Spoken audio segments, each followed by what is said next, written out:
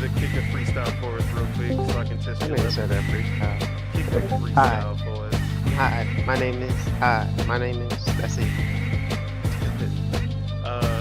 Spirit, y'all want to go ahead, say something?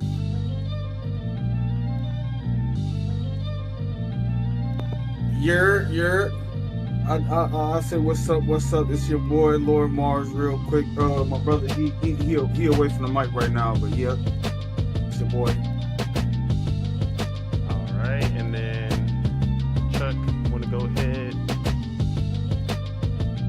Is Chuck even in here? He just joined. Oh, okay. What's going on, y'all? It's your boy, you're out, Chuku. We in here. What's going on?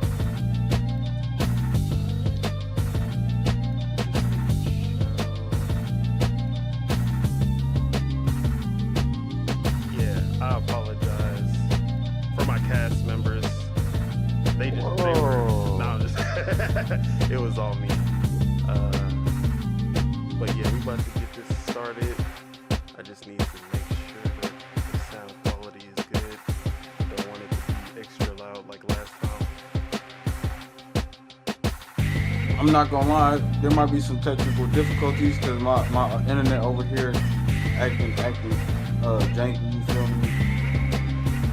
The weather, you feel me? But yeah.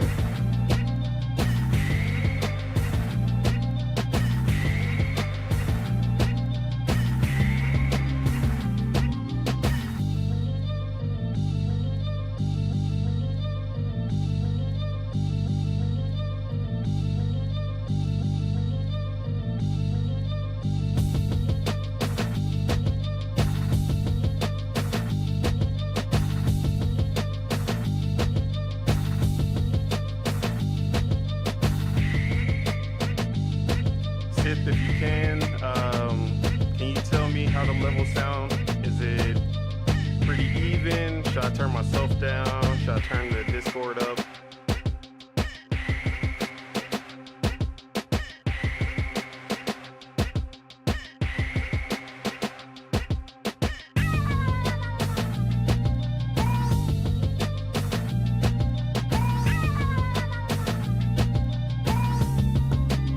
I don't know, like I said, my shit acting slow, so I can't even.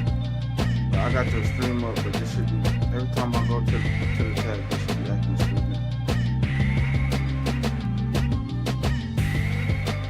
Oh, I'm the only one.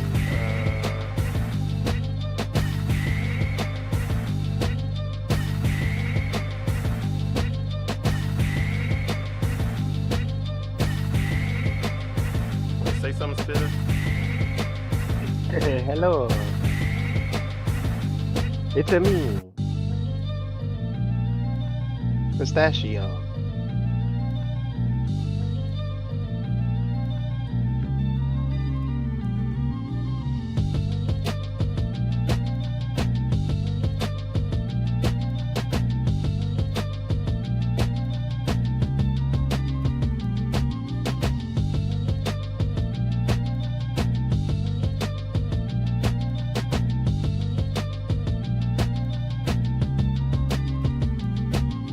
I mean, the music's a little louder than our voices, but you feel me? That's Yeah, about it. it's gonna be lower when the actual show starts.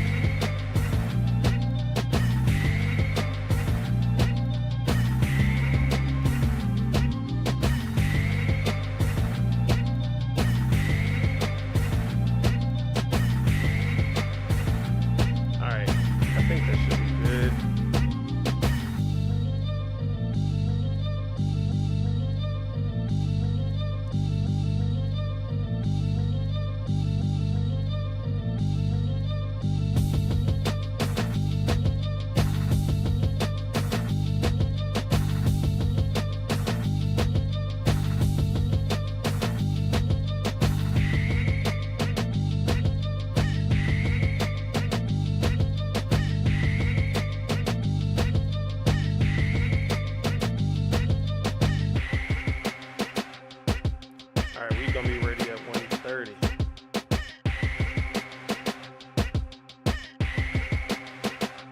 CST.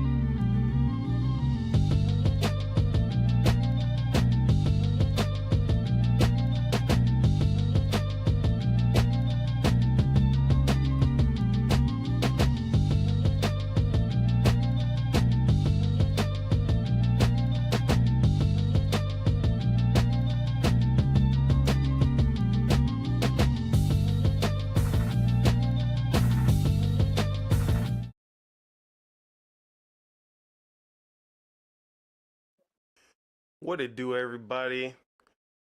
I apologize for being late, but it's your boy Don Otaku, aka Don Solo, aka Solo the Don, aka Solo D Swaggy, aka the one who made everybody late.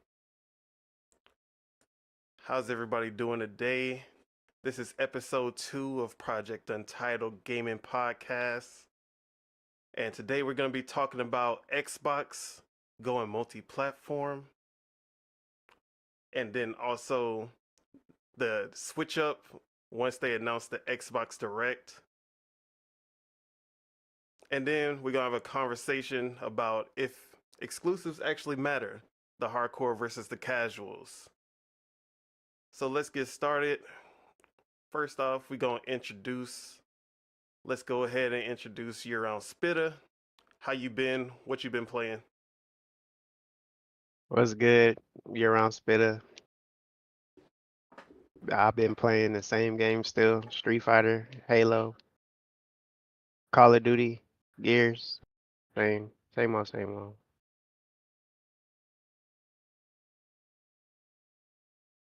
All right. And then also, let's go ahead and move over to the Spirit of Truth. Mars, how you been? Yeah, I'm still playing the same game plan. Starfield. Starfield? Oh yeah, Ain't Pokemon. picked up nothing else as of late. All right. Hey, Metroid, don't worry about how my Hadokens are coming out, all right? When it's when it's clutch, it's going to come out. This was the first match I played in a while. I haven't played Street Fighter since like the first month of launch, so it be like that sometimes. I was rusty. And then year-round Chukwu, are you here? Are you with us? I am with you, my brother. What's What's going up? How on, you doing? y'all? Yeah, this is Year Round Chuku. We're here in the building on this glorious Saturday afternoon. It's supposed to be morning, but we're not going to talk about it. Hey man, life happens sometimes, Oh, no, I ain't. I guess. Yeah. All right. Hey guys, it's me, Goku.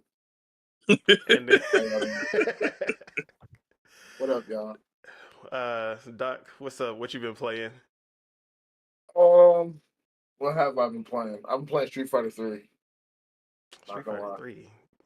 Yeah. I got bored, so I like playing Street Fighter 3, so I've been playing Street Fighter 3. I think How about third. you? What you been playing? It's called Third Strike. We don't call it Street Fighter 3. Hey man. Hey, tomato, bro. See, I can't see this was wrong with society. I say one thing, you bring up something completely freaking different. But all right, I guess, whatever. It is what it is. Anyways, what have I been playing?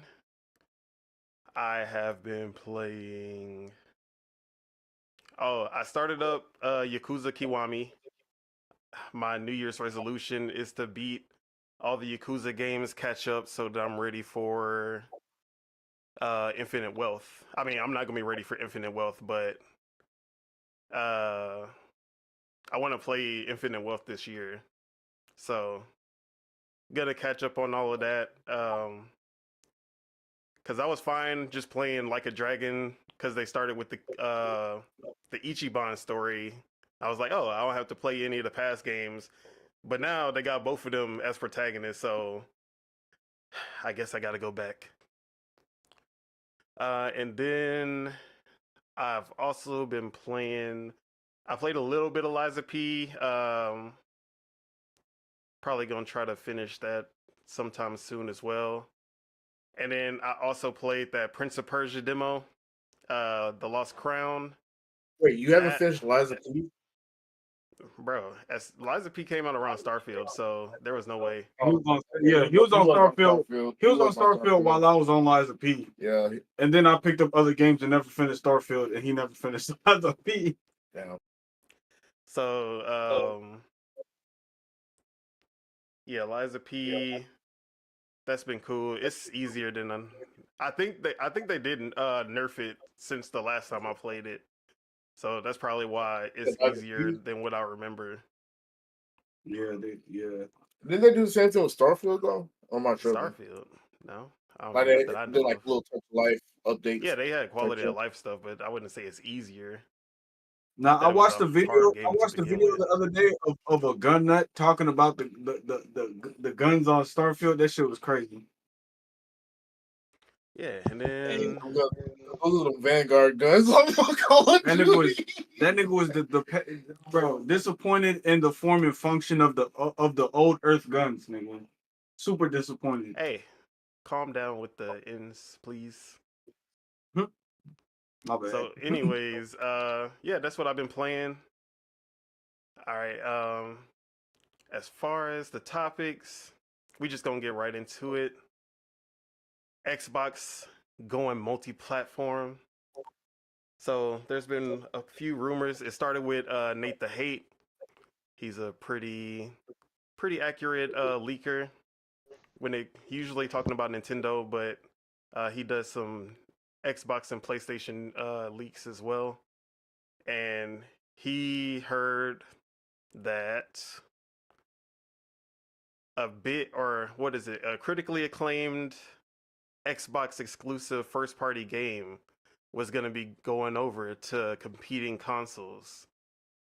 And it turned out that that rumor was for Hi-Fi Rush going to Nintendo Switch. But then it didn't stop there because Jeff Grubb, the Grubster, also pretty notable leaker, came out and said that Sea of Thieves, one of the most successful Xbox exclusives of all time, will be going to PlayStation. And that put the whole community in a frenzy. Everyone is like, oh, this is the point that started Xbox going third party, going the way of Sega. No more consoles. So that's been the talk of the town for a while. And on the Xbox side, it's been a little spooky, you know. They don't know what's going on. We don't know if this is the beginning of the end for the Xbox brand. So I just want to go over to, let's start with our favorite console gamer, the console peasant himself, year-round Chukwu. Damn. How do you feel? How would you feel if this rumor was true? Now, we have nothing official yet, so this is all just speculation. But if Xbox started putting their big exclusives, or yeah, maybe not the Halos, the Forzas, and the Gears, but if they started putting their Sea of Thieves, Hi-Fi Rushes, what's stopping them from putting something like Starfield onto the PlayStation as well? So, how do you feel about that, console peasant? You're on Chuku. So you started out wonderfully, give a nice speech, but then you wanted to ruin it with. Not a console And then person, bro. you want to come That's at the wild. person who plays And the then- least console. That's why I started with you, because I feel like you would have the least care about where the Xbox games are going, as long as they go on the PC. All right, if the rumors are true, I feel like it's good for me because if games start going across consoles, I feel like it's the beginning of the death of consoles, like basically consoles. Everyone's just gonna end up getting PCs because if you can play all games on all consoles, then it's basically just who has the best device. So then it becomes a device war, and I'm here for all that. Mhm. So that's my take on it. All right. So basically you feel like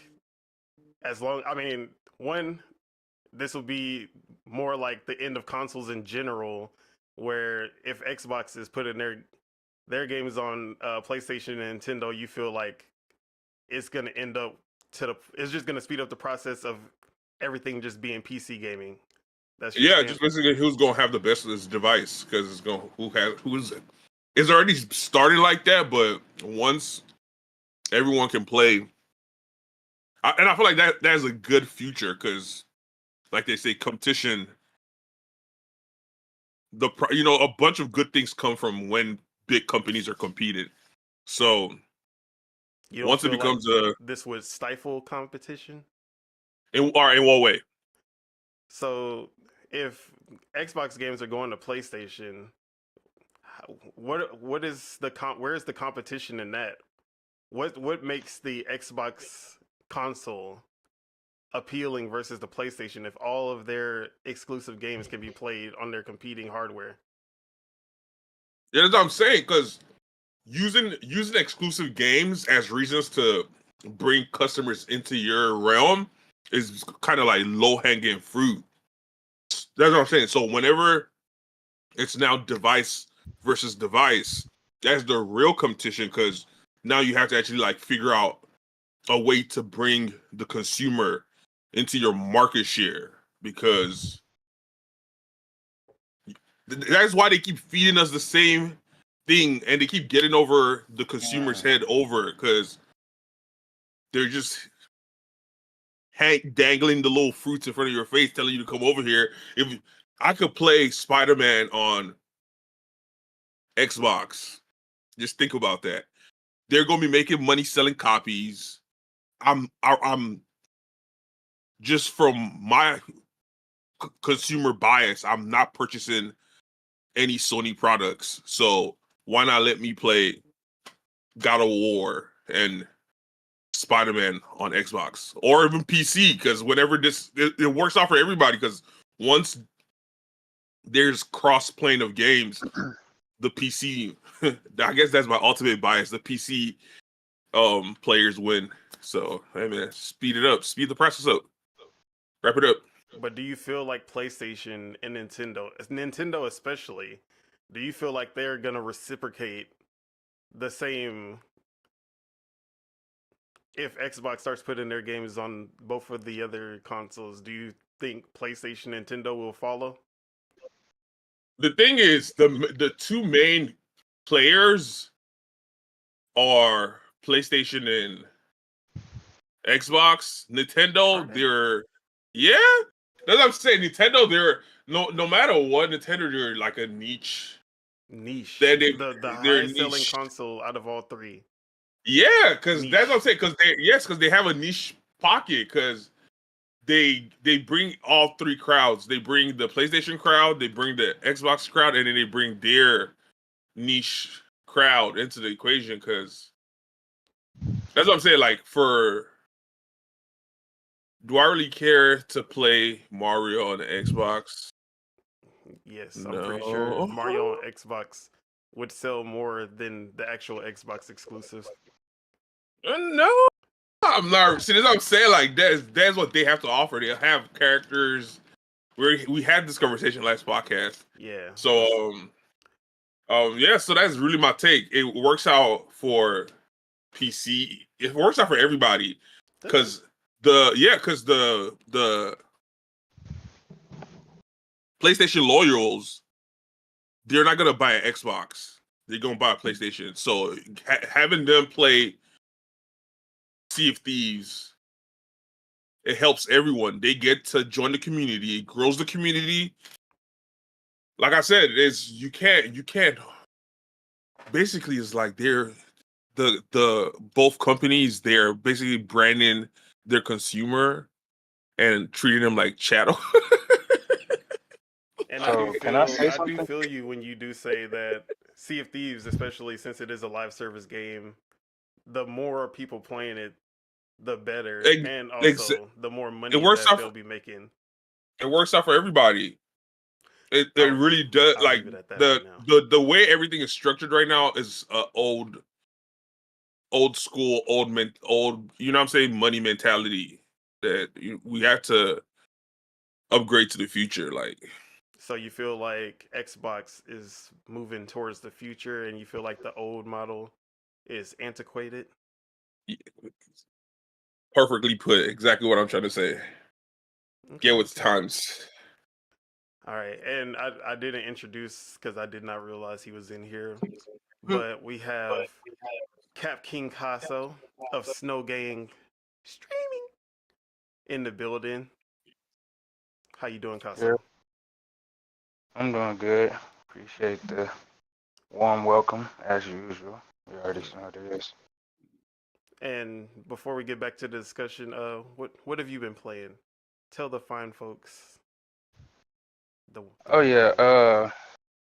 Well, I really been putting a lot of my time and attention into one of the greatest games I feel. You know, like one of the coldest, like most interactive, most streamed games. Like, come on now, Call of Duty. Like Call of Duty, yeah. That's what I've been on. But it ain't nothing crazy, nothing new. Nothing crazy. Yeah. Hey, can I say something about? Oh, all right. Cap King Casso is what we call the hardcore casual because he go hard for Call of Duty. He be in there, but that's the only game he going hard for. We only dance to one song and one song only, y'all. I mean, but I have some I'm other not gonna say that games. because he play every now and then because I know you played what's it called, Need for Speed for a while. You know, it just, I guess it's only a certain lineup of games that I'll touch, but it's one player in the game that is always gonna be playing, and that's Call of Duty. Yeah. Yeah. Always in the rotation. Hey, for the Call of Duty fans out there, you got your man right here. Yeah, he go. No matter what we say, he gonna ride for Call of Duty. But I do have something that I want to say about what y'all were just talking about. Yeah, go ahead. You had said, what is the competition if the consoles go away? The competition, in my opinion, from my perspective, then goes to the game creators and bringing, like, I feel like at that point, then the game creators have to compete with people's attention at that point. And it's like, now I gotta make the best Call of Duty. Now I gotta make the best Gears of War. I gotta make the best whatever, because everybody can get everything now. So with all of the attention that's out there, that's now that now has access to everything when they only had selective things that they had access to when they chose a specific console. Now I got to figure out a way to keep the people that I already had and hopefully grow and get some of the people that were on the other consoles. Okay. So so let's say Xbox is just early to the party, when they're the only ones that are putting their games, but PlayStation and Nintendo are still keeping theirs to themselves. Do you feel like that's gonna hurt Xbox more than it's gonna help them? Wait, run that back one more time. So if Xbox is the only one putting their games, their previously exclusive games on Oh, PlayStation and Nintendo, but PlayStation and right. Nintendo are still keeping their games to themselves, do you feel like that's gonna hurt Xbox more than it's gonna help them? Oh, that's different. Like, cause then it's like it's almost like making yourself in a analogy fashion. It's like making yourself vulnerable and hoping that everybody else will, catch Follow. on to it. Yeah, but yeah, it can be very it seems like it could possibly be very detrimental to Xbox, especially if they don't follow or if it takes a while. All right, what I'm gonna add to that is what could be bad about putting yourself in more marketplaces? You want to hear from me? Yeah, anyone. Is that Yeah, from a is that from So a the What if Xbox everybody brand. doesn't do it? All right, so yeah. I understand that there is a future where you can have every game from PlayStation, Nintendo, and Xbox going either to each other's platforms, or there's only going to be one platform, which would be PC, like Chuck was saying earlier. But right now, the battle is exclusive games. That's how consoles live or die. And yes, brand recognition, like PlayStation will always have that brand recognition, uh, where Xbox can't really fight. But that's even more reason why Xbox should be fighting on the same playing field for now. And it's not like they don't have their own identity with Game Pass and going cloud, PC. They have, that's their platform, Xbox, cloud, PC. And I feel like right now that should be enough to reach the major, like that's a big chunk of players right there. But you basically diminish the Xbox, the console gamer, once you start putting it on the competing consoles, so that the Xbox brand is no longer about the console anymore, which that's what we all started with, the Xbox console.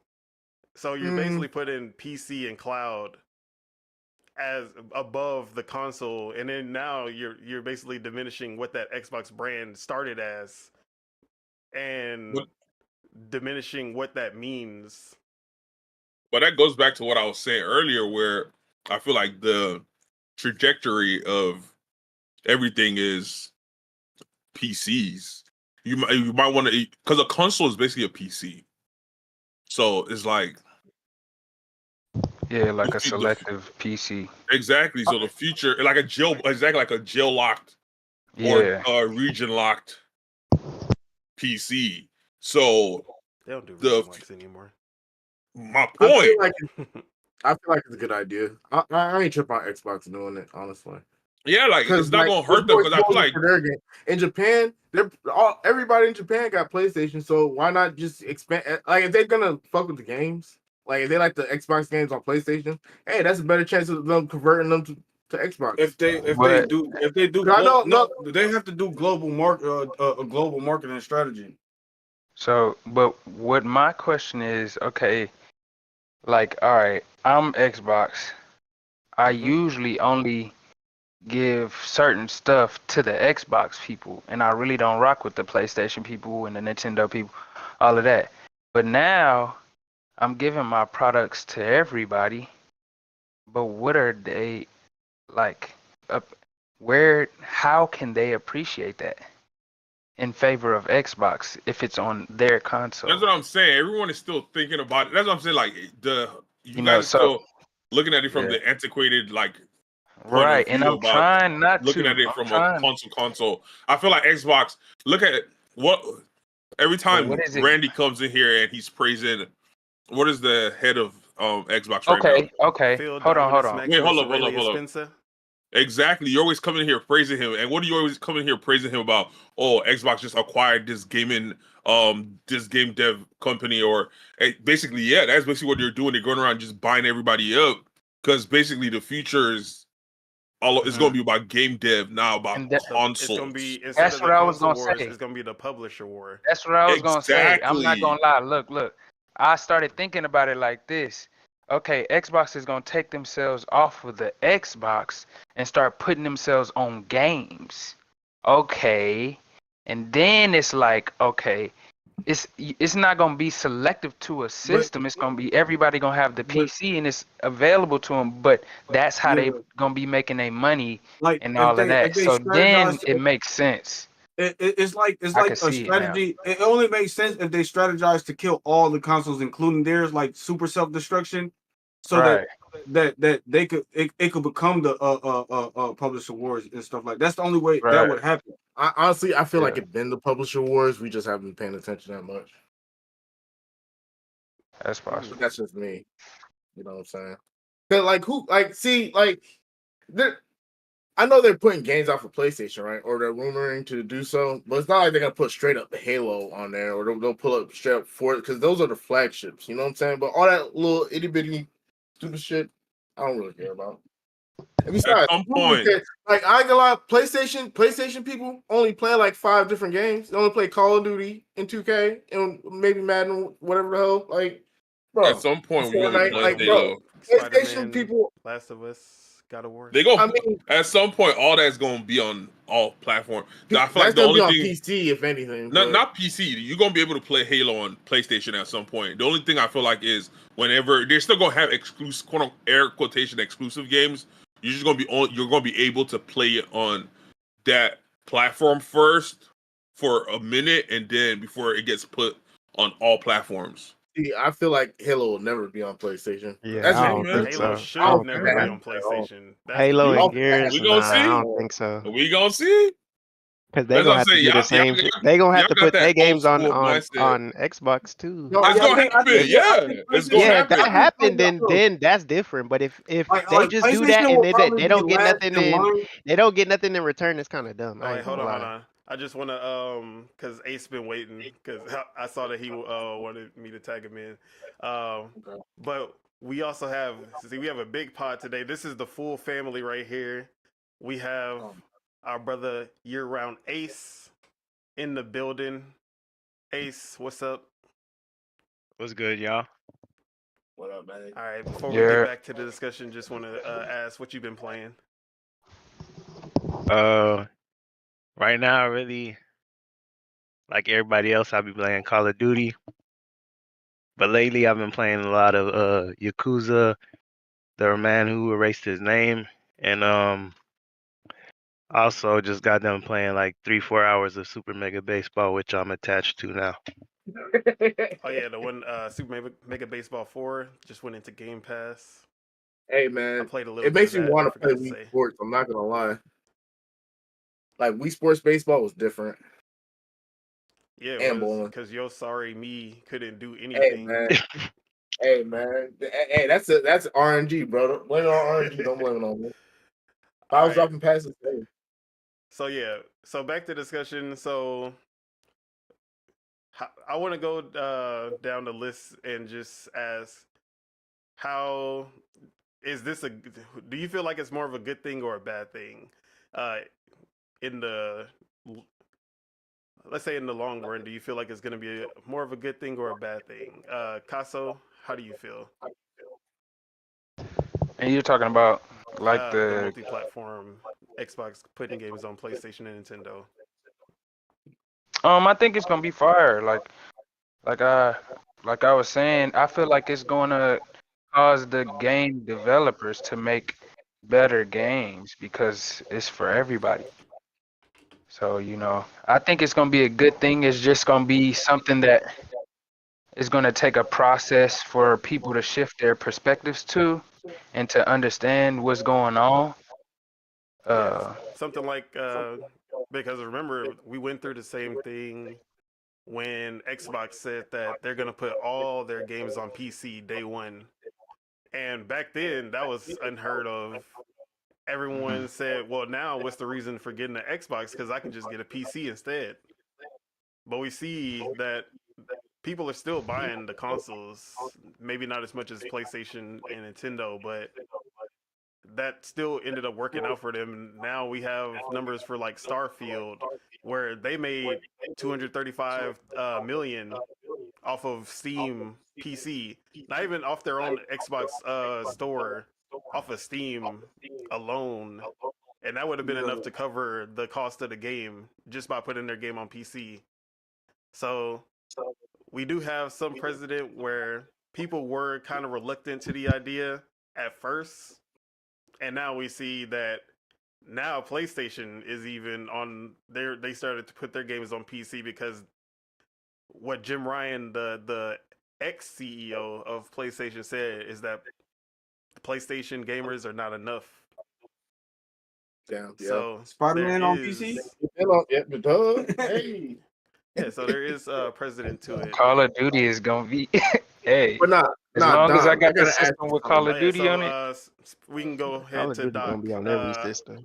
Is it more of a good thing or a bad thing? How you feel? Call of Well, Duty I ain't want gonna to ask change. you this first. When they was rumoring this about Xbox games going to PlayStation, was it the Xbox guys getting mad, or was the PlayStation guys getting mad, or was it really both? From what you've seen? It wasn't that PlayStation guys. Obviously, they weren't mad. They were happy, Okay. even though they Usually- supposedly usually- hate they hate Xbox games and all Xbox games suck. But when it's coming to PlayStation, they just become good and worth playing all of a sudden. See, Well, But no, let's I not just talk want. about that. Yeah, we don't gotta get into that. But yeah, Yeah. I think it's good because honestly, Xbox is trying to cut into the market share of Japan. You know, Sony and Nintendo obviously running things over there. But maybe if they could chip at it with one game at a time, put some decent games for PlayStation for them to play, maybe they won't be playing Call of Duty and Fortnite and all these other things like they usually do. So I'm with it. I see nothing but good things happening for Xbox because honestly, is Sony really making anything that they could really even put on Xbox? I don't think they are. I mean, they got a few things, but I don't really see them putting anything for Xbox specifically. Can you see Last of Us on Game Pass for Xbox? I can't. I can't at all. Why can't it just be on Xbox? I want to Hey, play man. that, though. I ain't going to lie to you. We have Death Stranding on PC Game Pass, or it was on PC Game Pass, and that was a PlayStation published. And then game. also, if it's not directly on there, it'll probably MLB just The like how Show. they have the is it PlayStation Now, like Yeah, the way PlayStation you Plus now. exactly. They're just gonna have the app on the Xbox, and they're gonna have Game Pass, the app on the PlayStation. So that's Oh. what was the end game at first.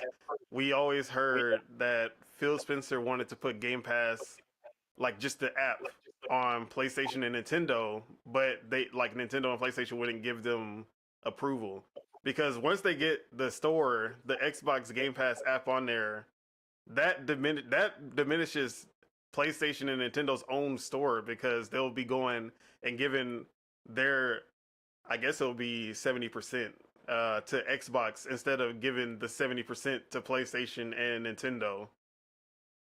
Bro, Because it's I'm a on. 70-30 split between the publisher. So basically whenever you buy a $60 game on Xbox, PlayStation, Nintendo, if you buy it on Xbox, they're getting 70%, and then what am I saying? They're getting 30%. The publisher, or sorry, the console manufacturer, the store, they're getting 30%, and then the person who made the game, the developers, the publisher, they're getting 70%. But if you were to do it where Game Pass, they would be the publisher for all those games, and the subscription and everything would go 70% to Xbox, and then Nintendo and Sony would be getting 30%. Bro, I feel like if they do decide to put the games on every platform, one thing they shouldn't do is give them the Game Pass. If they do, though, it should Okay. be like double the price that it is on Xbox. So you feel like it'd be better to do individual games, sell them at $60, $70 Yes, instead of because putting the full our Game Pass? Game Pass is better than any pass PlayStation has in Honestly, terms of he's right. games. So you And I feel agree like with that. the Game Pass for Xbox is more of a seller than the actual individual games themselves? Like you feel like that Yes, is more reason to get the Xbox than just the individual games. yes. Like if That's you actually- told me PlayStation games will come to Xbox like in the form of a pass, I wouldn't be excited because it'll probably take a couple years for the new games to get on there. Okay. Yeah, but that's gonna be I the would agree with process. that. It's not just gonna happen overnight, just like Nah. everything else. See, I'm talking Nah, about. but Look how PlayStation- PlayStation treats PlayStation take PlayStation. yes. right PlayStation take now too is long what to I'm even going drop off their own of. games on PlayStation Plus, bro. They take too long to drop the Yeah. games, bro. And they be trash. So By the why time should I they drop the believe game, they it gon' already be out on another console or some shit, bro. Like, nah, bro. That shit funny. It's the truth. You ain't Oh, I lying. just realized I forgot to start the music. Did I start the music? Oh no. That boy said he everywhere today, but here, and there, but As long as Xbox keep their flagships to themselves, bro. There got to be a third party app. Because honestly, if you go, like, why it got to be a third party app? you got these third party bro. developers and shit. Just to have, I feel like it should be all games on one platform, not just Xbox giving PlayStation their games. Yeah, that's- that's crazy. Yeah, It's- it has to go both ways. Like And it everything, gotta go like both of ways for course, PlayStation It has and, to go- and it has to go Xbox. both ways. PlayStation there and could Xbox. there could still They be got restrictions of obvious shit, like if you don't have a mouse and keyboard that, like the game is mostly mouse and keyboard, then games like that can like be in the middle. But I feel like it should still be third party. That way, nobody feels like they getting cheated. But see, I don't think Sony got the games to even reciprocate that. Exactly. I mean, they have some of the highest. I mean, No, outside that's of the only- Nintendo, they have some of the highest rated, highest selling games. Bro, all they would have to do is really be willing to realistically just give a couple day one games. Bro, but that's the thing. They won't even do it for their own people. Yeah. They But, won't even get the as far games as we're not talking about like day one. So this would be like, Hi-Fi I'm talking Rush, about, like, it's sold and Yeah. did as much as it will do in this period of time, and then it goes to PlayStation afterwards. Sea of Thieves has been out for 6 years. It's basically hit the max of what it's gonna do on Xbox alone. Do you feel like then it's okay to put it on PlayStation? Yeah. Yeah, scrape I up some feel more like- change. Let's I ain't say gonna lie. they agreed to put the games on every platform. We need to have shit like Alan Wake 2, first day. Boom. Oh man. I Wait, mean, is Alan Alan Wake 2 Wake? is third party. That's everybody. Okay. Yeah, I was gonna say. I just say it depends you on the say like game. something like Helldivers 2. That should Yeah. be day one Yeah. on Xbox as well. Something that's hot already out, like, but everybody's playing it. Like, Okay. I said I feel like. So, Wait, hold up. I feel like that. Oh, Wait, hold up. go I feel like that's gonna be the outcome at some point. I feel like that's the direction everything is going. It's just gonna take time. The thing is, PlayStation, even if they did give them, like, bro, we're over here on the other side of PlayStation, like, bro, you barely even have like AAA main titles like for us on the PS5, like, bro. even if you did want to give us some of your games, how many games that are out right now can you even give us? You feel me? Besides, like I said, besides Spider-Man God of 2, War, Spider-Man, God of War there's Ragnarok, Horizon Forbidden West, nothing, man. Death Stranding, Demon Souls, Ratchet and Clank, Last of Us. Last of Us Remastered, and Last of Us Part 1 Remake. I'm not interested in most of them. Our favorite Maybe. PlayStation 5 game, Destruction All Stars. That was a mega hit. Everyone loved it. Wow. I never even heard of it. Astro Boy. Astrobot, yeah. So Sackboy. you know they had their 2023 wasn't that good, but I feel like eventually they gonna start hitting again. Oh yeah, Returnal for sure. That's the best PS5 game, PS5 first party game that they've put out. So Ace, you think it's more of a good thing than a bad? I feel like it's gonna weigh like even eventually, but right now I think it's more of a bad thing than a good thing. So in the short Out term, of there. Yeah. short term bad thing, but it may Yeah, pan but out. I feel like it's gonna take more than 10 years. Like Okay. Xbox gonna be able to say they stood on business, like in the future, but right now it don't feel like it. Bro, because it's gonna come down to who's gonna give Xbox in return. Who's gonna give Xbox games? You think Nintendo? You think Nintendo I mean, going? Wait, why do y'all I keep feel like talking about- PlayStation has the highest chance. Nintendo gonna No. stand on their square because their first party games is. I feel like what they people come should. for.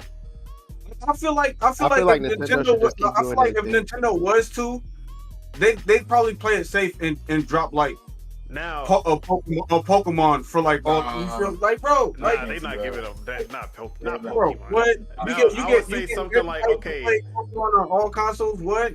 maybe they joint like because Banjo used to be a Nintendo exclusive. That used to be maybe they give Nintendo Banjo like, hey, y'all can make a new Banjo game and That'd be put it hard. on Xbox and Nintendo.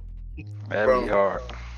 Maybe Knowing something like Nintendo, that. knowing Nintendo's reputation, bro, they Everything rather just is throw bad. somebody in gulag. Some from classic this games bro. make Sorry.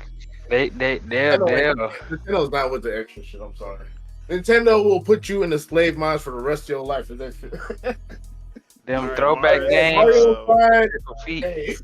Wait, let's continue going down the list. Mars, do you feel like it's going to be more of a good thing or a bad thing? I already said I feel like it's gonna be more of a bad thing. I think it's good. Uh, Like if this is this is the thing though. Like if this is their plan, like this is what they want to do. Like this is their plan. You feel me? They're not complaining about it. Why should I complain about it? You feel me? That's how I'm thinking about it too. Like they feel like they can make it with this strategy. Hey, it's more power to them. all right, Chuck, good thing, bad thing. For Xbox, not for yourself. It's a good thing for Xbox. Like I said, I don't see any problem with getting being in a bigger market share. And yeah, I get what you got. I don't get the whole situation of they got to give Xbox games because them going to Xbox is it's not Xbox making money off of them selling games. They making money too. So Xbox putting their games on their platform, Xbox is gonna be making money because at the end of the day, that is what it's about from their point of view. All right, Spitta, how you feeling? Is it a bad thing, good thing? I say it just depends. Is Xbox trying to kill their console? That's what a lot of people are coming because a lot of the moves that they make nowadays feels like they're doing more for everyone except the console space because a lot of console gamers, Xbox console gamers, are upset about one. Why are Xbox gamers paying for online, but PC gamers are getting everything, like all the game, they get to play everything for free. Also, why is it $10 to get everything, like the ultimate package, On PC, you're only playing. I think it's a no. They didn't even raise the price for PC gamers, so it's still $10, $9.99. You get the full package, but if you want the full package on Xbox, you gotta pay $17 a month, and it just feels like they're the second class when everything started on console. So Wait, a lot of what? people are feeling like maybe the console isn't the important part for Xbox anymore. Yeah, that's what I'm saying. If they trying to kill it, it makes sense. It will make sense if they trying to kill the Right. Xbox. But if they not trying to kill the Xbox, it kind of like it just depends on what like it like bro. just depends on how the games are gonna be distributed. Like what games are gonna be distributed because like Yeah, you can't and give you like can- good games out and you have to and you're not also getting think nothing in about the return. fact that Xbox consoles, they make a loss. They take a loss on every console, and their consoles aren't selling like PlayStation and Nintendo, where eventually they make it back with all the games, because it's looking like they probably like what is it, like 23 million to like 40 million PlayStation, and then Yeah. Nintendo, I mean, they're all at the end of their generation, but they're like close to 140, so 140 million. So What I if don't they're get- not hitting that peak of like 100 million like PlayStation and Nintendo are, then that's why people feel like they don't want to worry about the console too much, because they're not selling consoles as much, but they also have their cloud that's growing. They have their PC that's growing. I don't get they're not getting anything in return. If I'm able to sell my AAA exclusive game on PlayStation, I'm making money. It's a sale. Yeah, A Yeah, sale but is that's- a sale. Yeah, that's a sell, but it's like and the exclusivity. that's what I'm saying. If part. they don't Think care, about- that's what I'm saying. If they don't care about the like if they trying to get rid of the Xbox, then that would just make I sense. feel like But we've gotten to the if point they not where trying to rid of the Xbox, why, I feel like why we've would, gotten to I the would want point- people to buy my system? That's what I'm saying. I feel like Yeah. we've gotten to the point where they feel like if you're already gonna buy a PlayStation, you're gonna buy a PlayStation.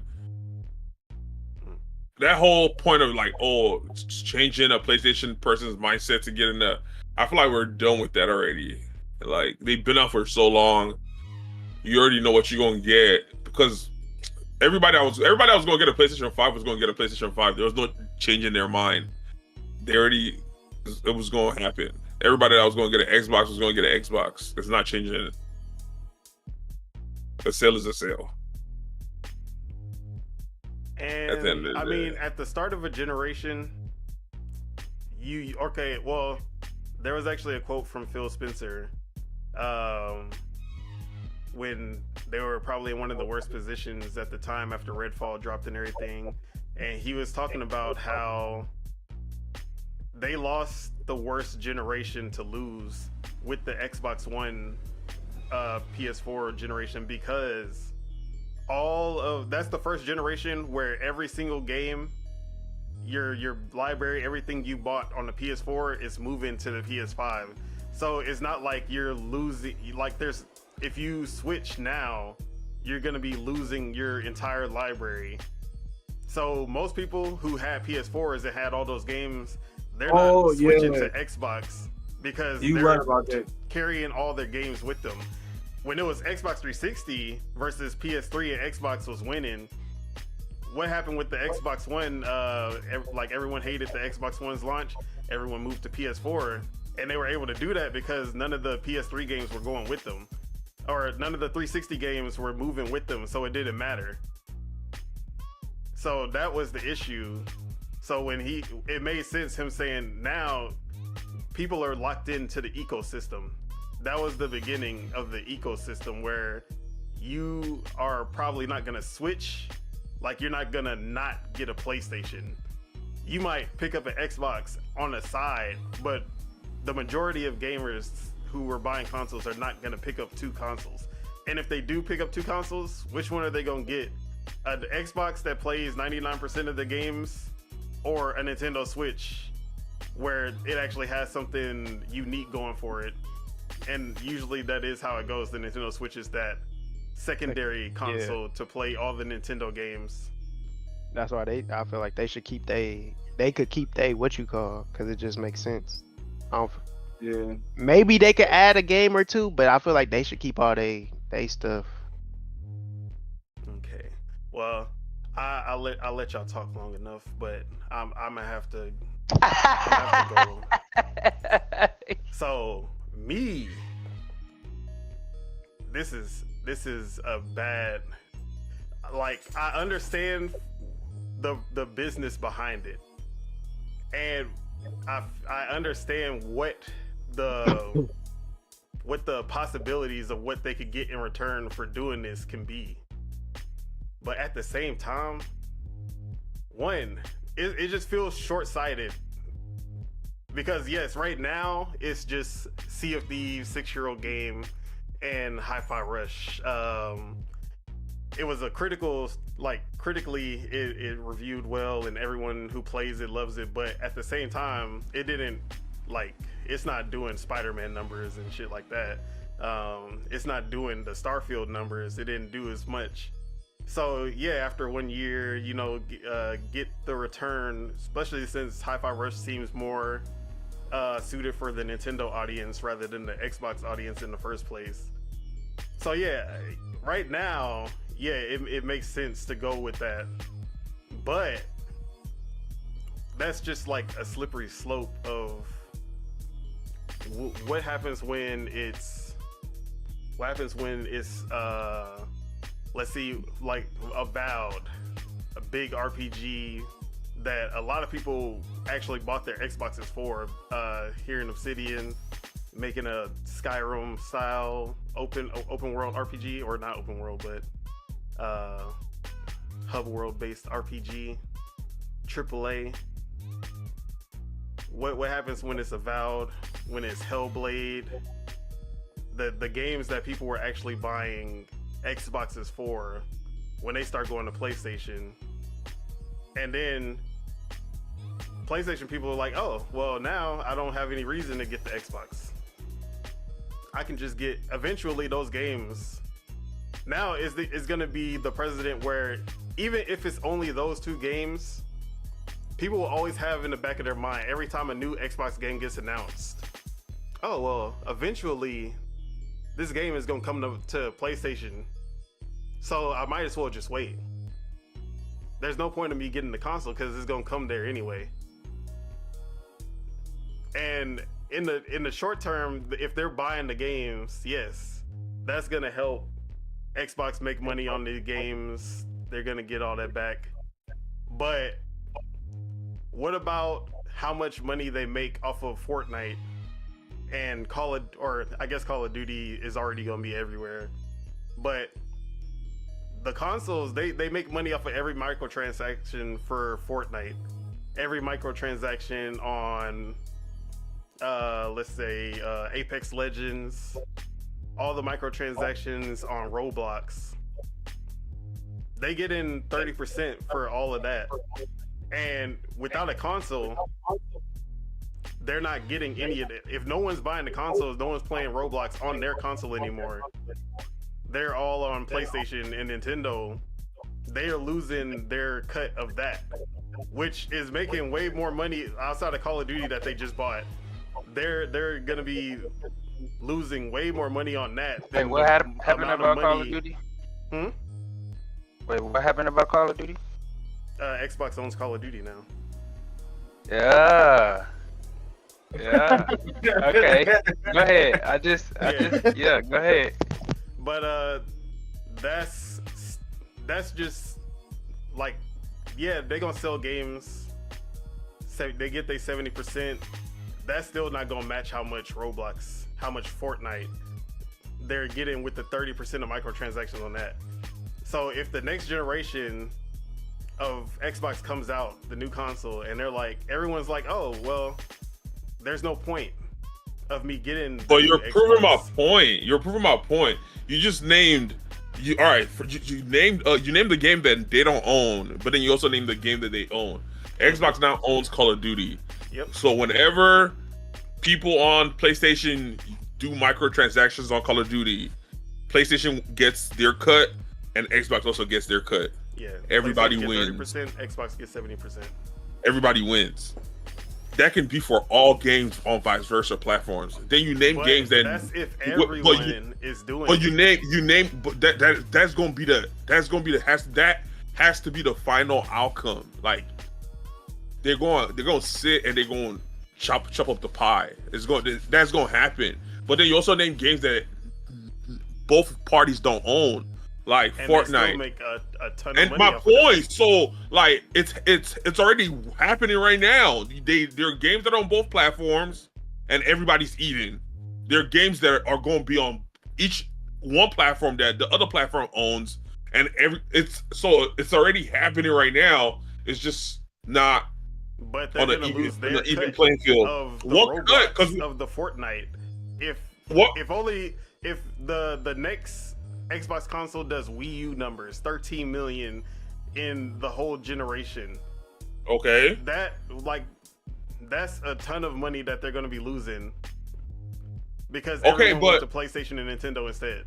But as I'm saying, everyone is going to PlayStation for what? As I'm saying, it's already locked. Everybody's already locked in where they are at. Everyone is literally already locked in where they're at. Nobody's going to the. That's what I'm saying. If everybody's not going to buy the next Xbox and then go buy the next PlayStation, for what? And that's where I'm saying the future is. They're gonna have to figure out what is the. It's not gonna be games anymore. What are you doing separately on your console to attract new eyes? It's not gonna be games anymore. That whole situation is of the past. Like, hello? I see what you're saying, but at the same time, you ain't in these streets, okay? Oh, like you don't understand what's going on in the Twitter streets right now. You don't understand what these PlayStation fanboys are saying to us. They cooking us right now. We don't got no ammo Drake is in the to chat. fight back, okay? That's It's that's what Drake. you don't understand, okay? They're cooking cooking us Xbox right now, boys Dad. in what way? What are they saying though? This is the real gang They stuff could right do it no here. seasoning, though. This the real gang shit. We losing the war. But that's what I'm saying. We're losing the war on what front? Like, what are they saying? Hey, this Twitter shit They gets get serious. it on yo. the games. They get it all of our games. Oh, they're We don't- happy we that don't they get it we off. can't say, Huh? we can't even be like, oh yeah, Hi-Fi Rush, y'all don't got nothing like that, because now they probably gonna have it. Like we can. All say, right, yeah, so but we they get got- they getting all our games. Bro, they but must be their thinking about company is killing them with dying out. kindness or something, bro. They're getting a lot of You know, games, but PlayStation Xbox- is dying. Xbox- So You don't know what J-Dub and Porter The Rock strategy- and all the other PlayStation fanboys are saying about us. Look, the strategy right now looks dying. like they're trying to kill them with kindness, and I don't know if that's a good strategy. See, that's one of the No, biggest it's criticisms standing of on Phil business. Spencer is It's that simple. everyone calls Phil Spencer the Kumbaya. Phil Spencer, he plays the nice guy, but he plays it to a fault sometimes.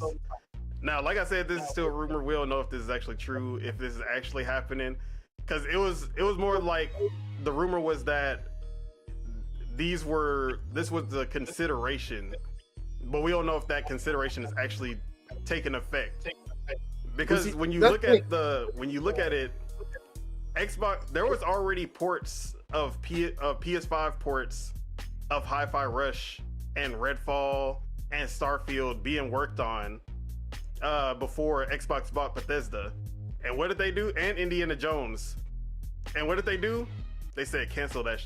Hey, delete that PS5 port right now. These are all exclusive to Xbox and PC.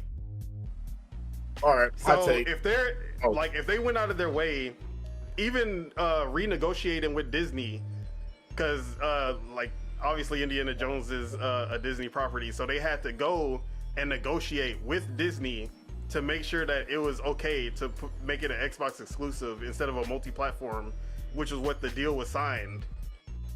So if they were okay doing all of that to make sure that this game is, to make sure Indiana Jones is exclusive, why all of a sudden now are they putting their games, like especially with the whole Starfield, they put that as marketing. Yes, Starfield is exclusive. Y'all can't have this.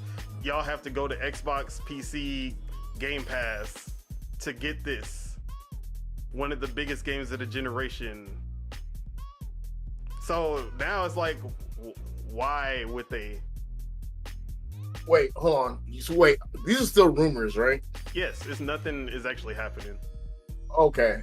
Then I'm not Or even nothing gonna has look happened that. yet. If it's happening, I'm not gonna no look that confirmations deep or into it. anything. Like honestly, like if Microsoft feel like they could do it and get away, because imagine if Microsoft was like some benevolent, corp that, hey, we gotta shut down Sony at any cost, and they're actually doing. Hey, Sony fans will hate them. That's what I want. Like, though. hey, y'all destroy what we love. You know what I'm saying? That's what I want. But I know wouldn't it that's make what- sense no, if that's the end? If that's the end goal, wouldn't it make sense for you to get your product? But But hey, think about it like this, Sony, though. it make more sense for them to not drop on Sony and drop on Nintendo. Nah, But Sony, either yeah, way, so that- so Xbox is gonna be killing in some aspect, Bro, because that's what I'm saying. what do you call a OG? What do you call a OG a OG for? Because he's original to the whole, So if we're the ones that's starting, and you see how I said we're, you already know which side. But if we're the ones that's gonna be starting this whole process, in the end, that's like what I said. We're standing on business, and it's gonna be sought out. My whole thing is, it's fuck both sides, but what's it called? If Xbox is getting, isn't it like, to me it looks like Xbox is trying to infiltrate Sony. And what's the best way to infiltrate somebody? By getting into their motherfucking shit. Selling today, yeah. You don't even want PlayStation dope no more. You don't only just do. To give PlayStation a taste of their own medicine. Yeah. I want them to go for the gut. I want them to stab them in the chest. Like, All right, now imagine this. PlayStation Imagine, was trying to do last generation. They were trying to end Xbox. imagine this. Let's just say like at one quarter, the best-selling game on PlayStation was an Xbox game. Just imagine that. Call of Duty. Okay, for sure that, but like just imagine like there's Game Pass on Sony, and the best-selling game for that month was a Game Pass game on Sony. Who's gonna be talking shit on the war in them streets? Who's gonna have something to say then? So it's like, What if there's no Xbox to say anything? if that would They never, don't be Xbox, the man. publisher. That would never be the case. Yeah, I don't think we'll ever see a day where Xbox, the brand of Xbox, the publisher, doesn't exist. The only fear is that the console is going away and that the console doesn't matter. If the console go away, but then they just monopoly everything else, And that's the other thing. then can PlayStation say if anything? the Xbox console goes away, We don't need no console. Our games are still better. PlayStation and Nintendo are gonna get so much worse. Nintendo, they basically they don't really have competition. Honestly, they kind of in their own lane. But PlayStation, if you thought what they doing now is bad with raising prices and gouging their fans and putting out remasters and no games and remaking remasters and all this, hey, they're gonna be so much worse with Xbox out the business. They're gonna be so much worse than Xbox in the business. Xbox is sitting back like, oh, look how they treating their people. Let's go in there and give them some. From what you're describing, it's like the cherry or the fruit is the ripen for the picking. Like Xbox is like, let's go pick. Like they're setting up the play for Xbox to go in there and make some money. Let's go make some money. Let's get this bread. Exactly. Not only make some money, but in their hood. Bruh. I'm in your hood making money. When Yeah, I like used you to not already be said in the welcome in your past, hood. PlayStation got a bigger market share outside America. So hello? Sounds like the smartest thing to do. That's only if they don't want their consoles to die, because their consoles gonna die. Keep That shit worrying gonna about- die. I guess I get it. It's gonna die. You looking at? No, I don't think it's gonna die, but All right. how's it gonna die if? Oh, go ahead. How's it gonna die if Xbox the brand is being introduced in like? That's what I'm saying. You're being introduced to a. But I bigger can play market everything share. on my PlayStation. It's Why just would I gonna need a shift the Xbox? perspective of the Why would system. I need an Xbox if I could play the Xbox games on my PlayStation? But it's gonna be shifting the perspective of seeing Xbox as a system instead Well, of. what does it matter for That's you? what I'm saying. Yeah, Well, that's what what does I'm it matter saying. for you? What does it matter for you? That's what I'm saying. If they don't care about the console dying, then yeah. Well, what does it matter for you to be playing it on the PlayStation on the Xbox if you're on a PlayStation, but all you playing is Xbox games? Still no business. If only I'm playing Xbox games. Yeah. Yeah. Yeah, it Wait, makes say me that look again? even more Say it again? crazy. Like you own a PlayStation, but majority of the game we you play on the can look PlayStation at, is so Xbox if you games. include Activision games in 2023, the most played games on PlayStation were all Xbox games. Call of Duty. Yeah, I agree with Diablo, Lord Vice real quick. I mean, Lord Call of Mitchell Duty and real quick. Diablo, and then it was like other games like Fortnite, Apex, stuff like that. The most played games were not Spider-Man 2, definitely not Final Fantasy 16, definitely was not Forspoken. The most played games were exactly what what Xbox wants, which are these big multiplayer live service games. So I feel like even Sea of Thieves would have been up there over Spider-Man and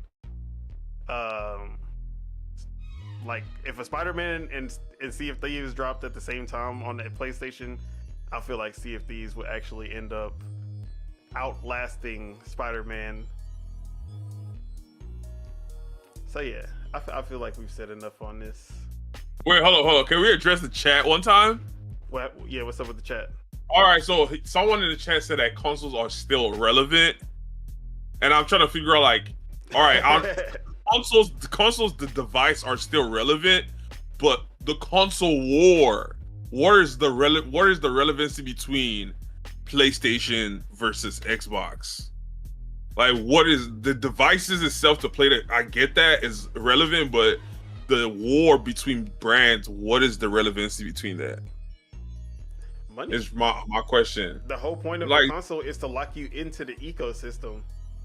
No, How the you whole gonna point of a lock someone console into is an a ecosystem if you device. don't- But if you don't have the whole purpose of a console is It's to play a game. They're the game that are only He exclusive He to also them. said No, Xbox no. just needs It's to to play a communicate game at better the price on what point they of want to less do. than a Yeah, PC. so Because that's what if the the console biggest costs the issue. same as a PC, it don't make sense getting a console no more. You might as well get the PC if they're the same. You feel me? Yeah. But you have to It- also it- just remember that price gap is That's For what a I'm good saying. That's what PC, it's relevant for. for a good PC. That's the what I'm price saying. gap That's is what high. consoles are relevant for. They serve what they serve. But I'm like the purpose of a console is to play games. And to only play little games. my point. So that's what I'm saying. Like maybe watch movies every now and then, but most the of the whole war or you know what I'm saying divide is irrelevant is irrelevant. Like, you already know my stance on both parties, man. All right, so I feel like we both spoke, or we all spoke our pieces. We're in a disagreement on some things. We seem to all agree on certain things, especially with the long-term plan. But yeah, we can move on to these rumors started coming out literally on January 8th, and then all you saw in the community, it's over. Xbox is dead. Xbox, why you doing this to me? People calling out Phil Spencer. They adding Phil Spencer, talking about if I see you in the streets, it's a wrap for you. And now on January 9th, Xbox was like, hey guys, we got a new developer direct. We gonna show some games. And then we're so back. Xbox is back, baby. They at the top. Yeah. The whole That's the narrative thing, just yo. shifted. Just Somebody like was that. in this chat doing it. Yeah, did what if that. this is just a whole distraction for the direct? You know, like everybody want to see what's going. Even the PlayStation people going to stop in to see if this is really true or not. You know, Bro, So, that's literally what the Yeah. PlayStation fans were saying. Like, oh, I'm gonna tune in to see what games are coming to my PlayStation later. I bet you will. I bet you will. Yeah. So the news comes out. Xbox Developer Direct, literally the day after all this is going on. All the Xbox fans went from Suicide Watch. Oh, I can't say that. We can Live cut that. watch. That ain't happened. Do or Die Watch. To the happiest campers. Like everyone's just excited because there's gonna be a confirmed game in there that no one, or at least not a lot of people, did not see coming. So I'm gonna read the Xbox Wire post. So presented by the game creators themselves, Developer Direct offers an in-depth look at upcoming titles, how they're being created, and who's creating them. We'll visit Machine Games in Sweden to check in on their Indiana Jones game. Swing by Obsidian's Irvine? I think it's Irvine. Offices to see more from Avowed. Head to Oxide Games' Maryland home to learn about Ara, History Untold. And take a trip to Cambridge, England to see Senua's Saga Hellblade 2 from Ninja Theory. Please note that while this show won't have updates on games from Activision Blizzard, you can look forward to news from those teams later this year. They had to make sure they put that last part in there. Yeah, because we still waiting on the Activision Blizzard announcements of what games are coming to Game Pass and all that. All right, so the show will be 12 p.m. Pacific, 3 p.m. Eastern, 8 p.m. for our UK folks out there. And we will be streaming this live. We'll be doing a live reaction to the stream. I don't know who all gonna be there, but I will be there for sure.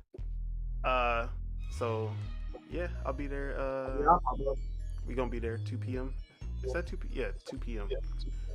So then they give a little breakdown for each game. So the one that surprised everyone was Indiana Jones, because back in 2021 we got a little teaser of that Bethesda was making an Indiana Jones game. Literally didn't show anything except like a bunch of maps and papers, and then it showed the whip, and then it said Indiana Jones. That was it. And it just said, yeah, we're making it. Machine Games, they're the ones who did the Wolfenstein New Order and New Colossus. Amazing games. If you haven't played them, definitely check them out. First person shooters. They're basically like the best Call of Duty campaigns. I would like, that's what they feel like. They feel like a Call of Duty campaign, but turned up to 10. Okay.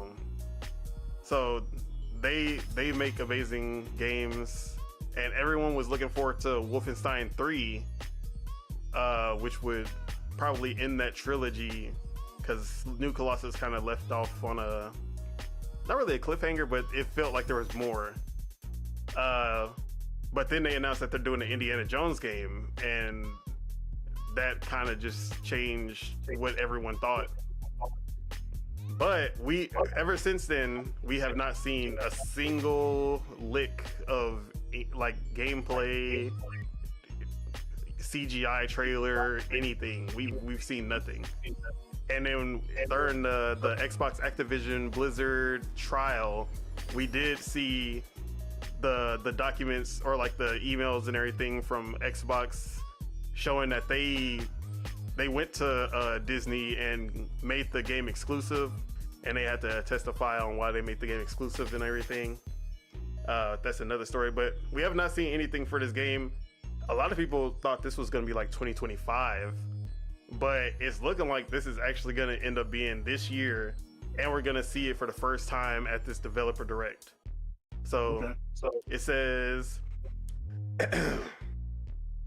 Machine Games, the award-winning studio behind the recent Wolfenstein series, will reveal their upcoming Indiana Jones game, an action-adventure that puts players in the leather jacket of the legendary archaeologist.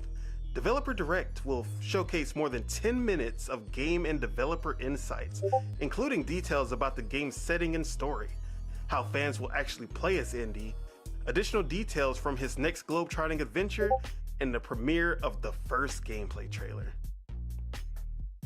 Alright, so that's what we got for Indiana Jones, and then Avowed.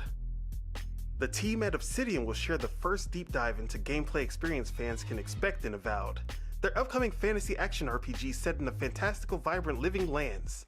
Learn more about how Obsidian's expertise in building worlds with deep themes, dynamic gameplay, and thoughtful reactivity come to life in Avowed, where players will have agency to make choices to shape every step of their adventure. Alright, so Obsidian, they made Fallout New Vegas, Outer Worlds, Star Wars Knights of the Old Republic 2, South Park The Stick of Truth, amazing RPG developers, Grounded, one of my favorite games of this generation, Pentiment. They've basically gone, they've done so many different styles, so many different RPGs and even non-RPGs, and they have not missed once, except Alpha Protocol, I think. That was just a buggy mess. But yeah, they do not miss. They also have the Pillars of Eternity universe of games, which Avowed actually takes place in. So Avowed is basically the AAA first-person RPG, action RPG version of the Pillars of Eternity games, which were more low-budget indie-style games. So a lot of people are excited about that one. Then we have Aura History Untold.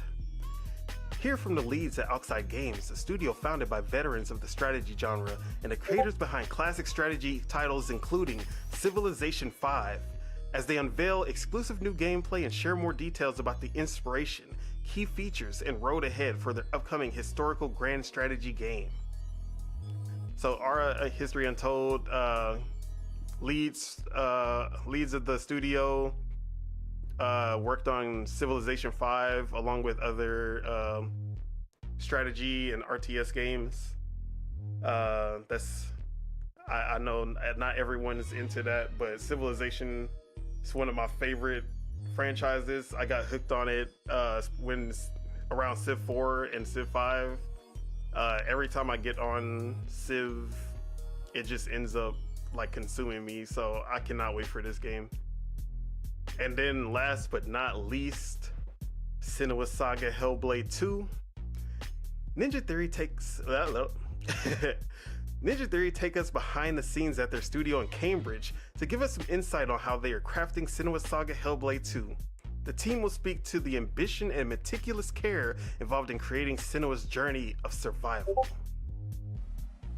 So Hellblade 2, action adventure game, kind of the most Sony PlayStation style game.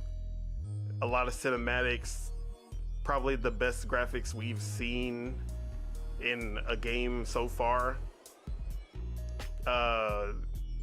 Yeah, so that's probably gonna be the biggest game for Xbox this year.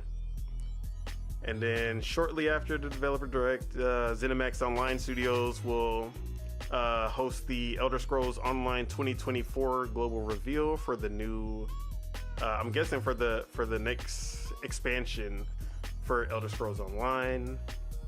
I'm not into Elder Scrolls Online yet, so probably will not be watching that. All right, so those are the 4 games that were confirmed for the show. And last year's Developer Direct, they kind of spent like 10 to 15 minutes on each game, showing gameplay, but also talking about what inspired, like just going to the developers of the games and letting them speak about the game and how the game came to be, what's going to be what's gonna be the main draw for each game. So yeah, did any of these games pique your interest, guys? We're gonna start with Mars. Oh yeah, let's go. Let's start with Deontay. Oh my bad. I didn't hear. You didn't say anything about Call of Duty, did it? No. So Activision Blizzard games are gonna be at a different show. Yeah. So it's really. Yeah. What am I? You ain't listening. The next person. The next person. Yeah.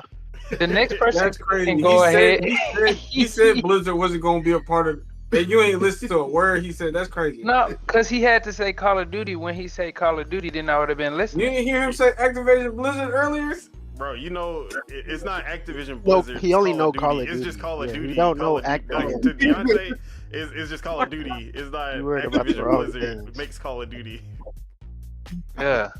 So Look, yeah. I'm excited for it. It sounds cool. I want to see more gameplay. So if anything, so we'll check it out. It's gonna be mostly gameplay. That's why a lot of And people none of are that excited. cinematic shit, because those doing that cinematic shit. I want to see. Yeah, the nah, game. it's not gonna be the CGI for. It's gonna be mostly gameplay. At least that's how it was last year's.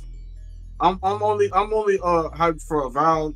That's the game that I'm looking at to see if it's lit or if it's spit. You feel me? But yeah. Okay. No Hellblade. No. I just played the first Indiana one. Jones. I really don't care about Indiana Jones. I mean, I'll check out Indiana Jones. I'll check it out.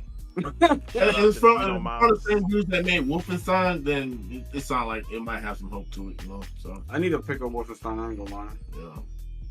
All right, Spitta. Any games pique your interest? Indiana Jones.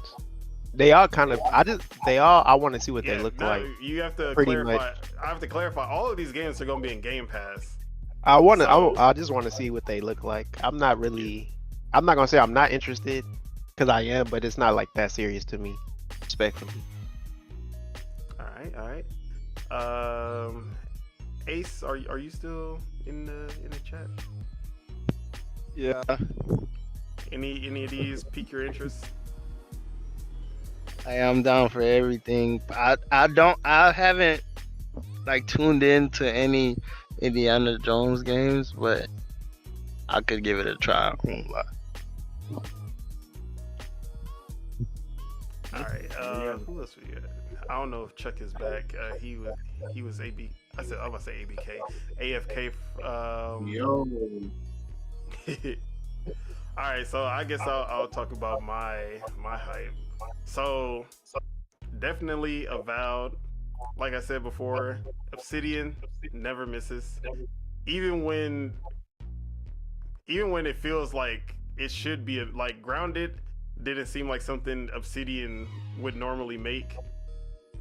Even the South Park game, like they made one of the best licensed games ever with that South Park Stick of Truth. Yeah. So Obsidian, they're one of my favorite developers over at Xbox.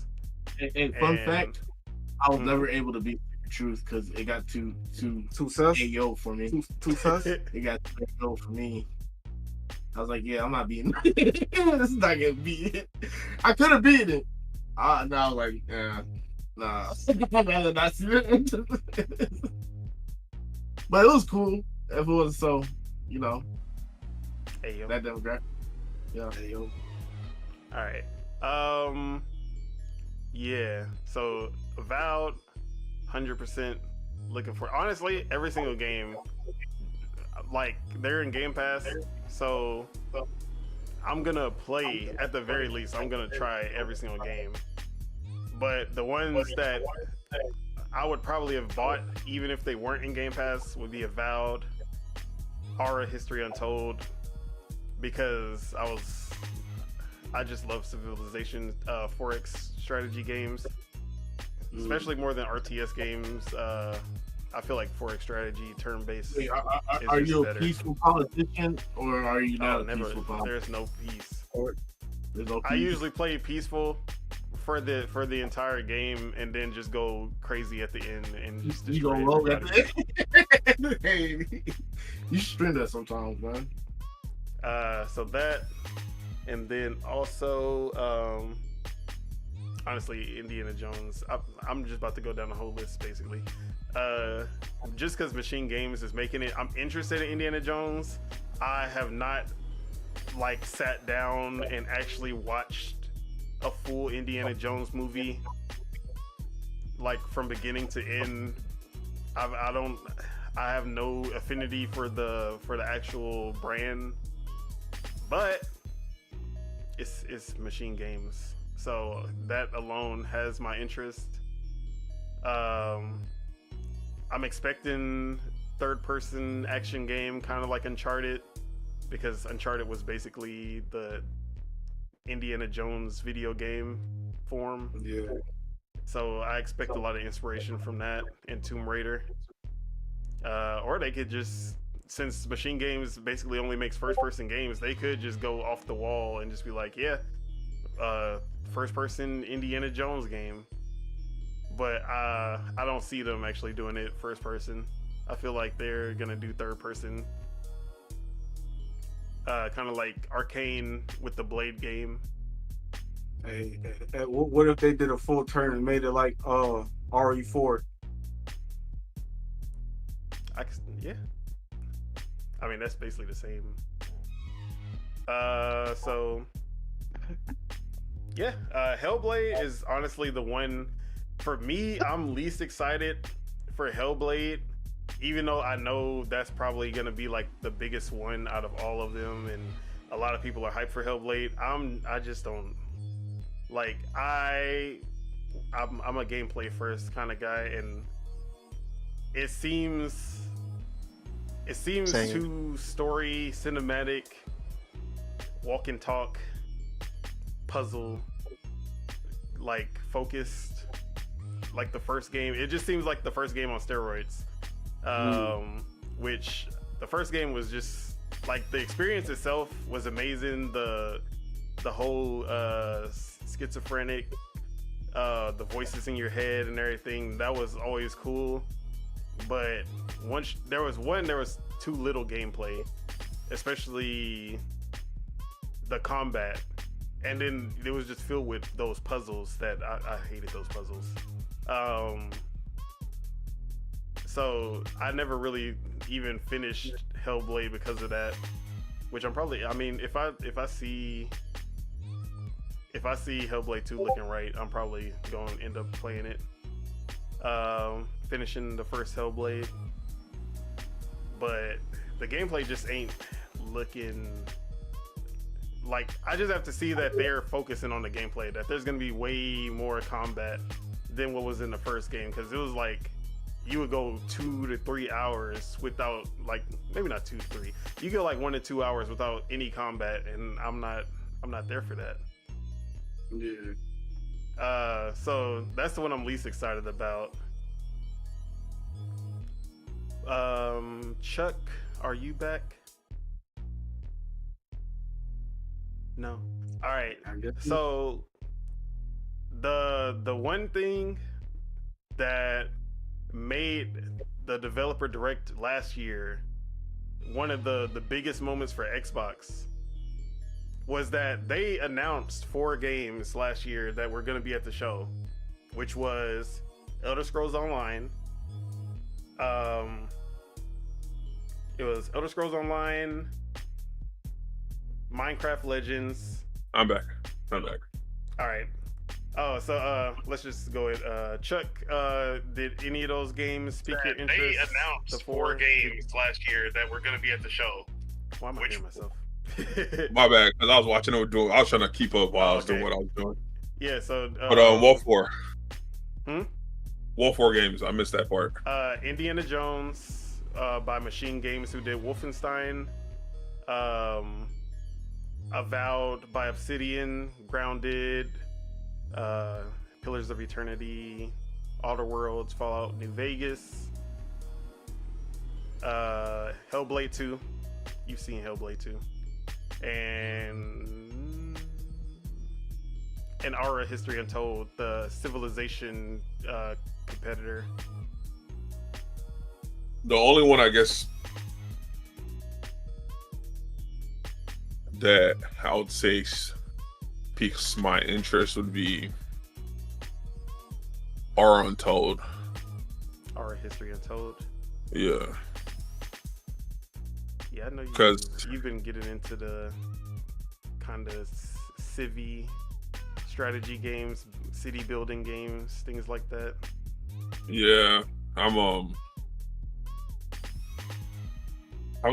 getting in it slowly but surely. All right, no fantasy RPG Avowed, No. action, story-driven Hellblade 2, any of that? Nah. Not even gonna play it on Game Pass? Nah. See, Hellblade, I might check it out just because you already know. Exactly. So you always gotta like check a out true Hellblade. casual, if I do say so myself. No, I'm just playing. Yeah, you gotta check out Hellblade. Gotta have that break every now and then. Exactly. All right, but wait, what was I disrespectful about? Metroid? I don't even remember. What's it called? So, damn, I'm watching my gameplay. I suck.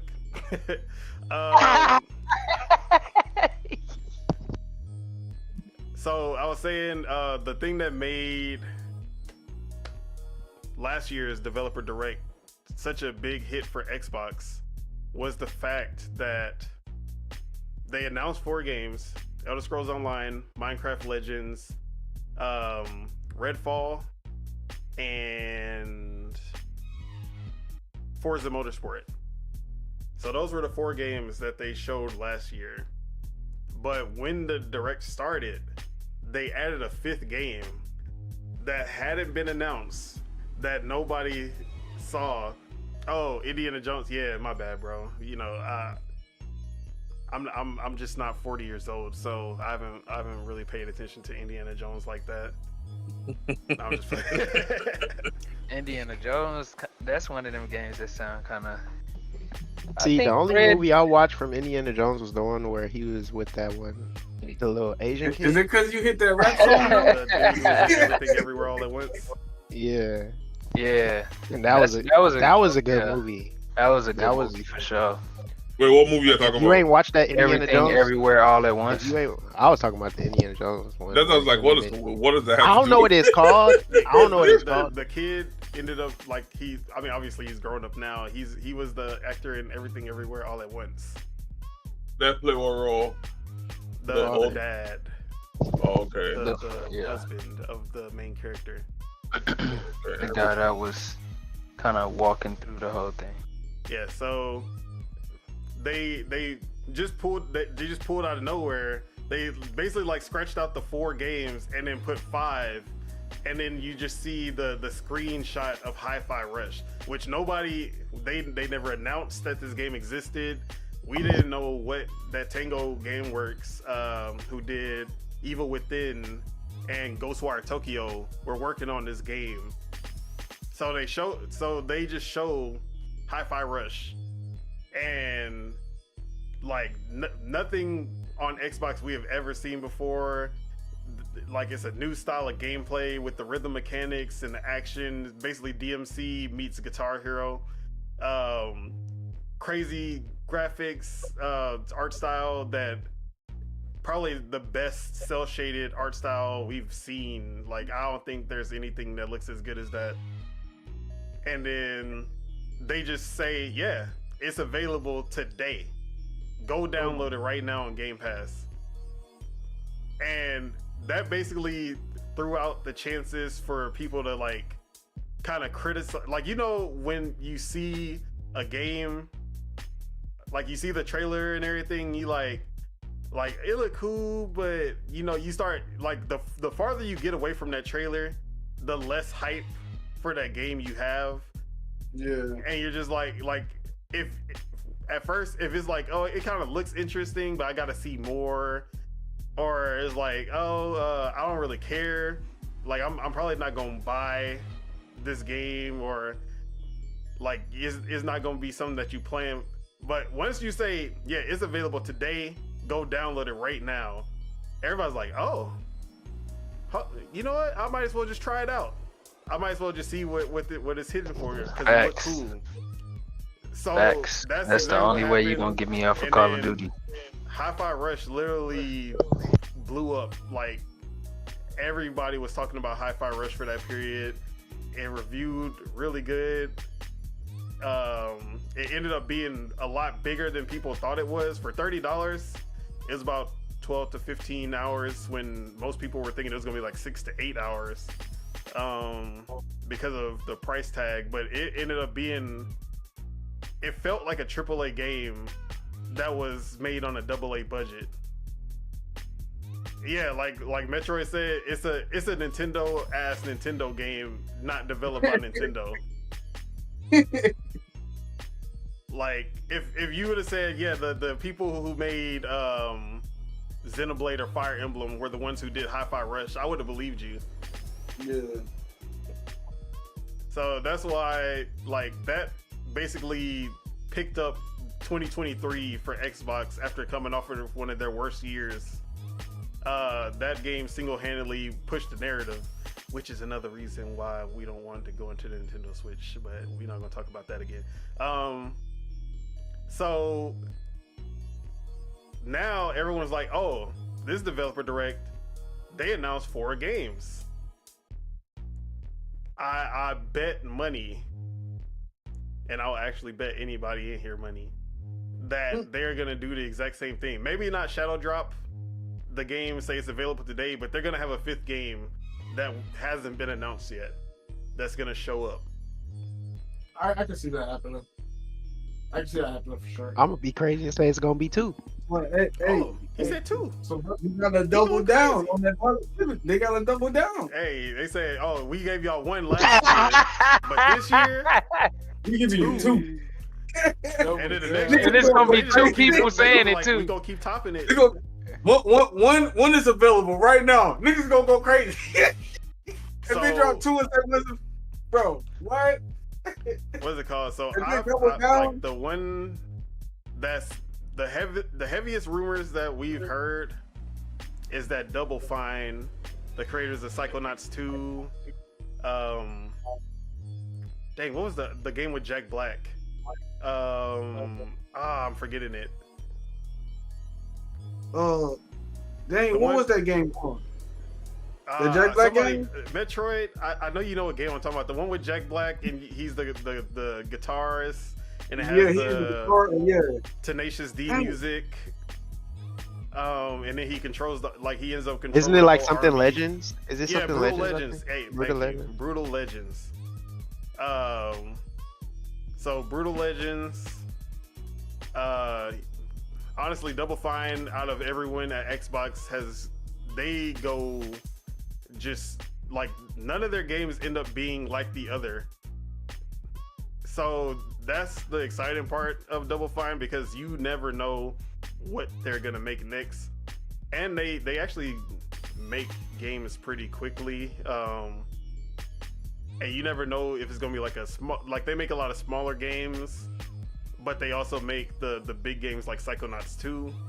So we all know what this next project is gonna be. One of the names that we've heard for a game that they've been working on is Kiln, Kiln, and it's gonna have something to do with claymation because kiln is what you use to make pottery. So there's that. That's one of the speculations for what the 5th game is gonna be. Other than that, what else we heard? Some say that it'll be a game that's already announced, but we'll just see more of, like Contraband. I don't know if y'all remember that trailer from 2021 by Avalanche, the guys who made Just Cause, the Just Cause games. They're making an exclusive Xbox game. That So, sounds yeah. like it could be good. How do y'all feel about the elusive 5th game being shown? It could literally be anything, but I know y'all not really like y'all don't pay attention to stuff like that, but would y'all feel Pop up, better man. if there was I think with the surprise of a fifth game, just having that surprise, like, because going into an event and knowing everything that's gonna be there, It's kinda, like it's not like it's not It's as not fun. cool It's not as like when yeah. Nintendo Direct come out and they're just like, yeah, just tune Here you in go. and 40 minutes of new games that we're gonna show, and that's all you know, and you're like, bro, because The you lose anticipation. that speculation beforehand, Yeah. know, like Yeah. Spitta I'm a- hates when I do this, but every time a new Nintendo Direct or Xbox showcase, any kind of showcase come out, I'm in the party. Oh man, look, this is finally the time. They about to show this. They about to show this. This is gonna be there. This is gonna be there. Hey, get hype because all this is gonna be here. And then none of it's there. And then who did he blame? And then I blame But like that's what makes it exciting, the surprise that you don't know. Yeah, facts. It's like when the first it's like when the first Marvel Excited. after the credit scene happened. Exactly. Yeah. Like So- you know, you feel me? It's So like this is the next Marvel. You feel me? It's like almost the second Marvel movie after the credits. Like, are we gonna get another after the credit scene right now? Are we? Exactly. You feel me? Because now That's we expect it.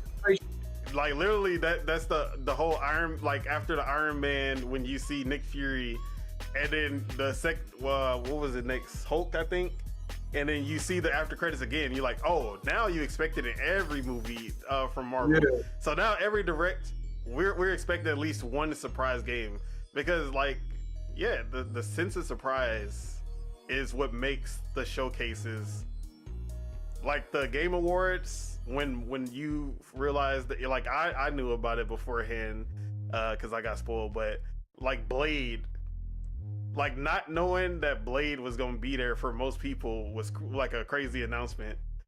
And Yeah. if you knew beforehand that a Blade game was coming, that announcement's not gonna hit as hard. So yeah, I feel like they're gonna have a fifth game there.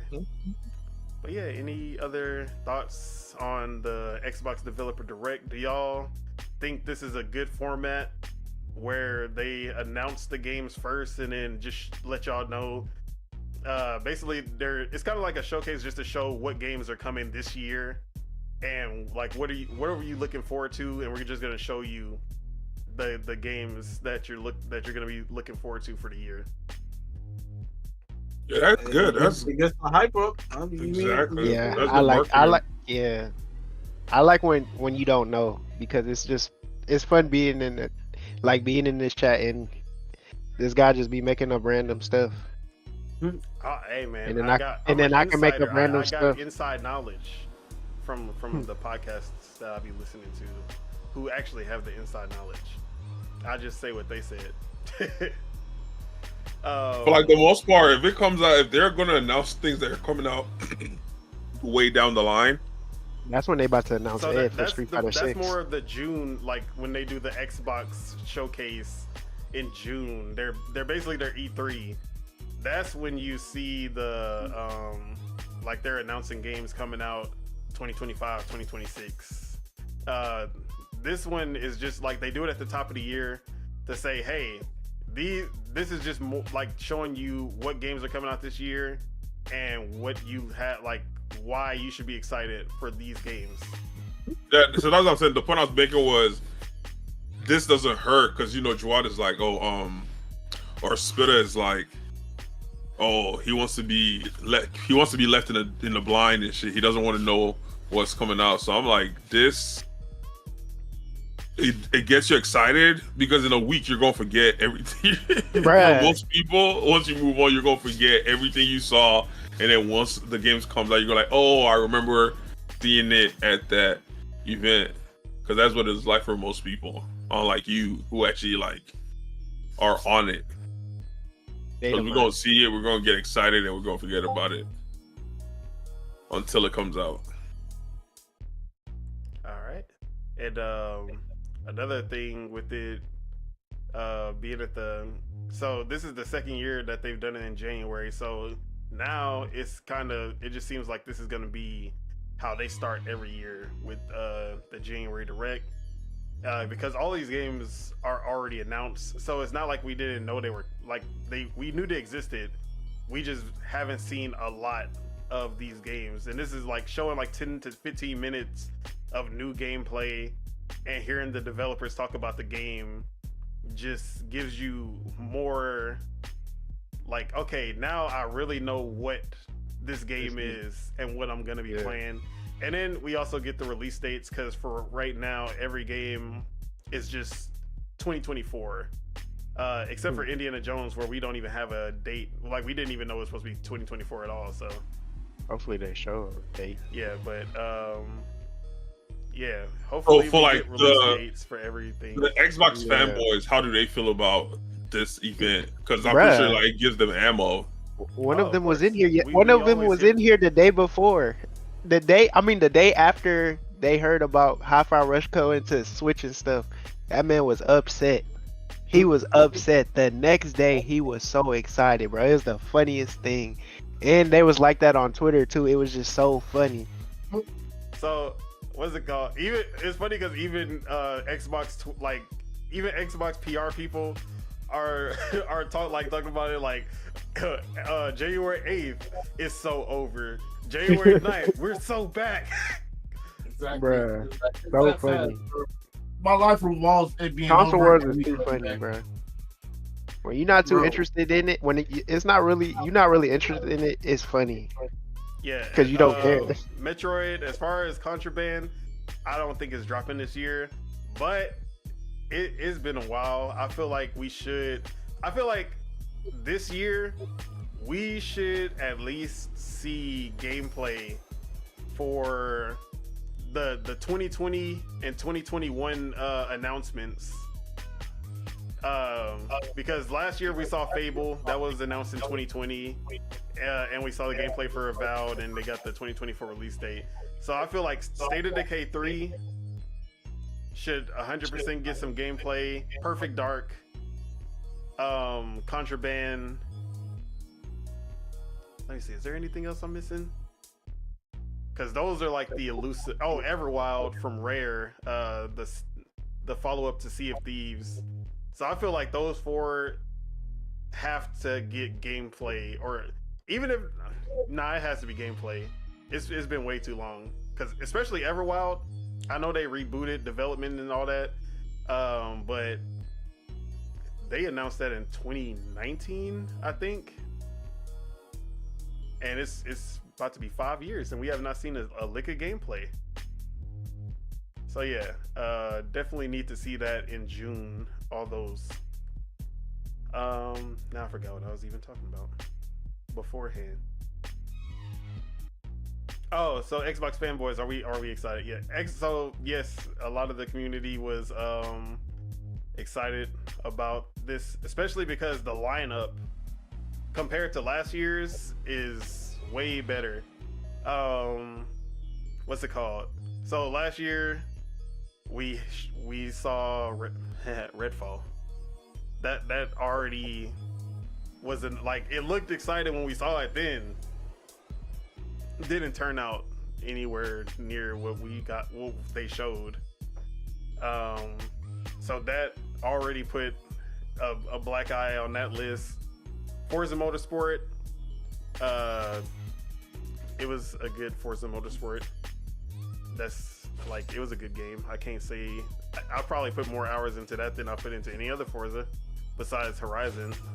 So I like Forza Motorsport, but not everyone is going to be there for the mainline Forza. Most people are going to show up for Forza Horizon, not the motorsport games. Minecraft Legends, even Minecraft is big, but doing a real-time strategy is gonna alienate a lot of players, and then it wasn't really that good of a real-time strategy game in the first place. And then Elder Scrolls Online, which a lot of people don't play. It's either you already been playing Elder Scrolls Online for the longest, or you don't play it and you probably don't plan on playing it. So that lineup was really, most people were really only excited for Redfall and Hi-Fi Rush.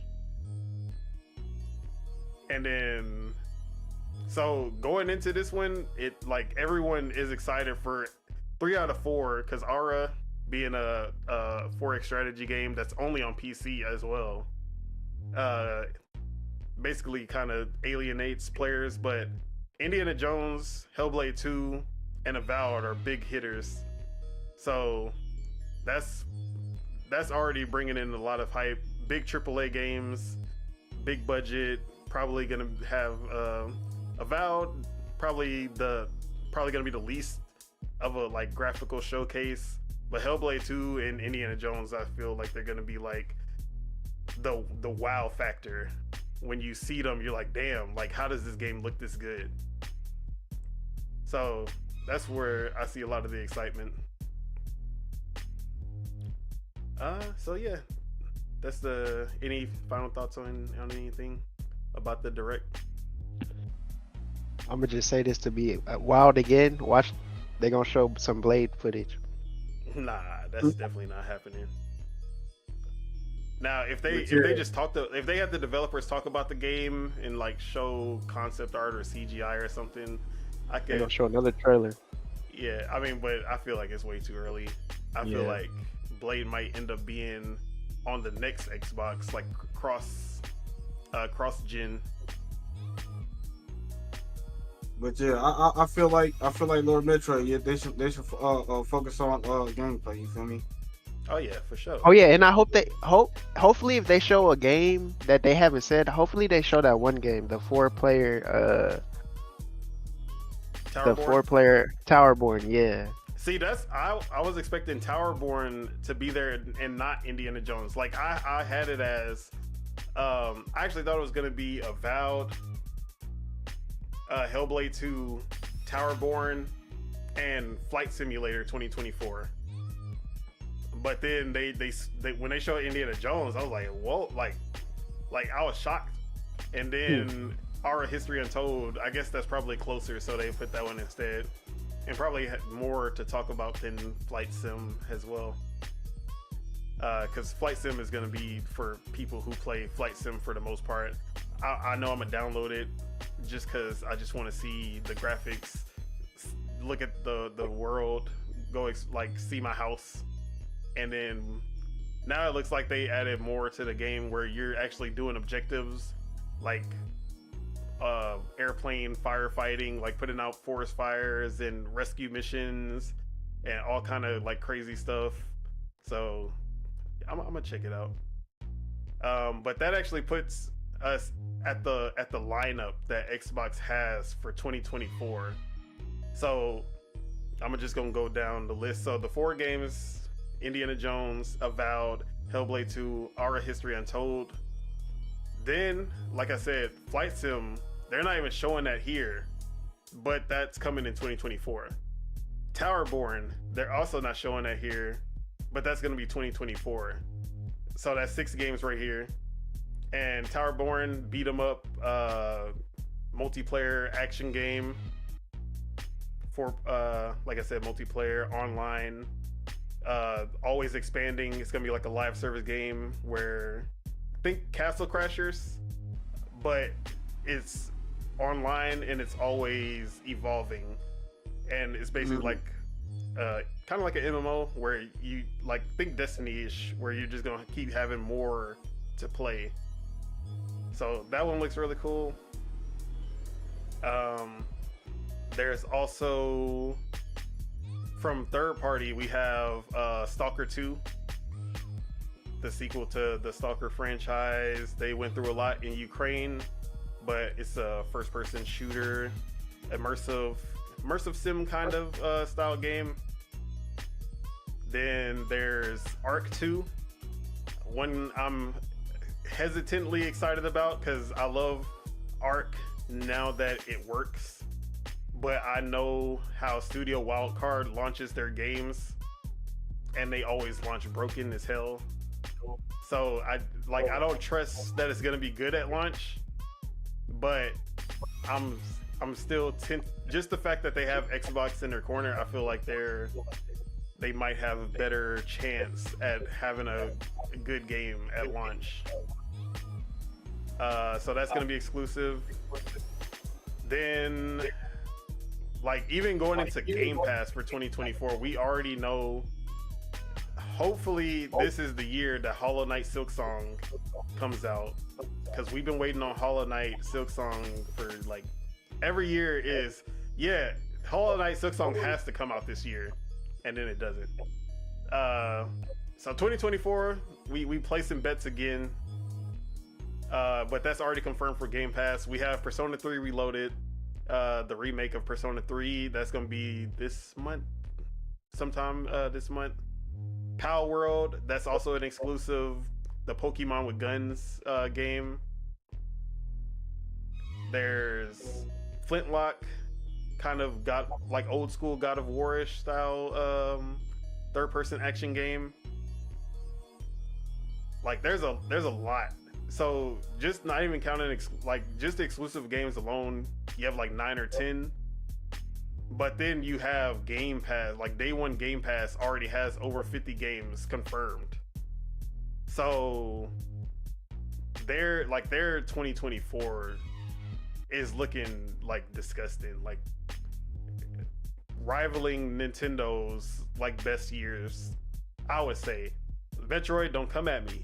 I know you about to hate, but I say that if all these games hit how they should, I say this could rival some of the Nintendo Switch's best years, because when it comes to exclusives, their lineups are always like just head and shoulders above PlayStation and Xbox.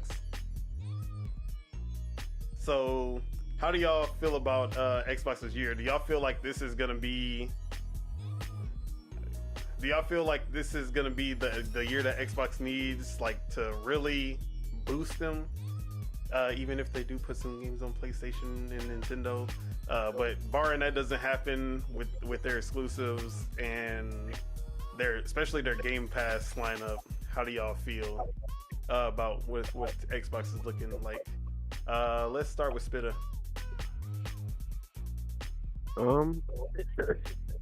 Looking pretty good. I'm just waiting to just really play all the games, to be honest. Okay. As far as Game Pass, was there any that you can remember that you looking forward to in 2024? Damn. Besides Towerborn, I think that's the only game I'm like that I think I said when all that stuff happened, but it's probably more. There was also that 33 Immortals. You remember the 33 player co-op game? Did you like that one? I don't know if you remember. I think that. so. But that one has that kind of beat 'em up feel as well. But it's gonna be 33 player co-op. Yeah, I'm trying to see the Pal World 2. I'm trying to see what that is, because they got you shooting. Yeah, I can't even say. Peter, don't cancel us. But yeah, I'm excited for like what Xbox has to offer. I'm always excited for what Xbox has to offer. And I'm not a fanboy. Casso, is there anything? Oh, wait, I forgot. How could I forget the biggest Xbox game of the year? The Call of Duty Gulf War. Oh yeah, wait. Gulf War. Oh yeah, I forgot the other thing I'm anticipating. Wait, before y'all go to day one in Game Pass. before y'all go to Deontay his Call of Duty, I forgot the other thing I'm anticipating. It's gonna be on Xbox. Is when Akuma come out. All right, let's get it. Oh my god. Okay. So yeah, I forgot to mention that now that Call of Duty is owned by Xbox, this looks like the year that we will get Call of Duty day one in Game Pass, which is rumored to be Call of Duty Black Ops Gulf War by Treyarch. What's that? Our Call what of is Duty that? Hey, What's Yeah, that? I'm happy I don't have to pay for a Call of Duty ever again. Yeah. What's Call of Duty Gulf War? Black Ops Go For is the next Black Ops game. So last So that's time it was supposed to be- Black Ops Cold War. Now it's Black Ops Go For. I thought that was coming out 2025. No. It's 2025. 2025 is gonna be the Infinity Ward. 2024, like November, Yeah, November 2024, as it always is. and that's supposed. You said that's supposed to be coming out day one with. With The Game Game Pass. Pass. No $70. You just subscribe to Game Pass and you have the game. As long as you subscribe. Hey, I'm not really a big fan of all of that Game Pass. Like, I want things to go back to how it's supposed to be. Let me buy the game and get everything that the game's supposed to offer, and that's gonna be it. Like, the Game Pass for me is just extra, but I'm pretty sure it's gonna be on with this. You can buy it by It's itself always too. gonna be retail. It's always like that. right. But no, that's definitely exciting because when it first dropped, that'll be free. Yep. And And like, then you can always see my strategy when it comes to Game Pass, because I'm a cheap bastard, is it comes to Game Pass, and then I'm gonna play it on Game Pass because I'm already subscribed. But then when it gets lower, when the price goes down, when it's on sale, I'm gonna buy the game. right. Yeah. Like I did that Yeah, with Persona. yeah. I played Persona 5 Royale. I'm gonna do the same thing See, with Persona 3 Reload. Just for me, And I it gotta was- have my Call of Duties physical. Yeah, I mean, you gotta can have. always get the physical Yeah. version later. If anything, Yeah. the physical versions are always going to be way cheaper. than Yeah, if you're you were to right. Get it digital. So yeah, Call of Duty Go For Treyarch. Actually, who is your favorite out of the three? Bruh, Infinity didn't we say Ward, it's just Call Treyarch, of Duty? or Um, Didn't Sledgehammer? we say it's Call of Duty? I ain't gonna lie, it'd probably be Treyarch. Okay, you like Black Ops more than Modern Warfare? Who made World at War? Treyarch. Yeah. Yeah. Man. I've Yeah. always liked Treyarch games better. They I ain't gonna had lie. me. They Who made the had last me. Call Modern of Duty? Warfare, Infinity Ward and Modern Warfare, they started everything. We not gonna take away what they did, but Like, cause I could talk for days about like that I don't was like more that hit different. food in the air type of stuff. No, what is all of that? We don't even got that right now. No, stop jet packing. No, I don't like that. Treyarch. Metroid said okay. he like to get physical. Anyone in here like to get physical? Hey yo. See, Yeah, Call of Duty, please. Computer love. You know. Wait, what was that? What was that Jamie Foxx song? I don't even know. But Anybody he did go here. anybody that say they love physical, they're hoarders. That's all I'm gonna say. Hey, yo. Metroid I never doesn't heard. take too kindly to Hey. that. Yeah, Hoarders. He just talking. He be It having his was moments. Sledgehammer that did Modern Warfare 3 because they were just supposed to be doing DLC for Modern Warfare 2 and then it ended up becoming a full game. So Sledgehammer was the ones who did Modern Warfare 3, but Infinity Ward did Modern Warfare 2 before that. And then Modern Warfare 2019 before that. But yeah. We need Treyarch up in here. Saying Call of Duty gonna catch a dub though, regardless of who make it. You hear me? Look, this is gonna be the first Call of Duty that I have at day one because I'm not You done buying paid Call of for it. Duty. But if it's Yeah, on Game but- Pass, I'm gonna be the biggest Call of Duty fan in here. You gonna play I'm that? like, You yeah, gonna play it one Oh. day? Call of Duty. You're playing it nigga. one What is it? Hey, Lying. One day I playing it. love Call I of know a Duty. fake. I know a fake gang member when I see one, bro. His colors ain't even matching. Like, come on, my boy. Man, I've been Call of Duty, man. I'm gonna be set No. tripping. I'm gonna be set tripping hard. I'm gonna be like, man, Call of Duty always been one of my favorite No, franchises. no. I You ain't love got no Call of bullet He said wounds in the prizes. game, my boy. Yo, prizes. Duty. All right. I think you was like 10 prestige in one of the Call of Duties at one point in World at time. War was the only one that I even Started like prestige. considered like Call of Duty 4. I didn't prestige because I was like, what's the point? I don't care. I can look stupid. I'm not about to start over again with none of my guns. World at War was the only one where I was actually prestiging. You got to get And that jumped was the one back that we were in playing to game like battles. to start rocking out with Call of Duty again. That's all I can say. You was in, but yeah, you got to get jumped back in. It's not gonna be as crazy as the first time. This was gonna be a short show, so you know that's just how it goes. It's okay. What's it called? So Spitta, you said, and then Casso. All right, Morris, how do you feel about Xbox's lineup 2024? You think this is gonna be the big year for them?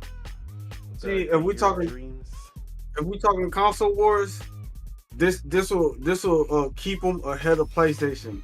Oh, well, we can go. Actually, let's actually go down both of the competitors' lineup. So for PlayStation, they have Helldivers 2, and that's it. No, I'm just playing.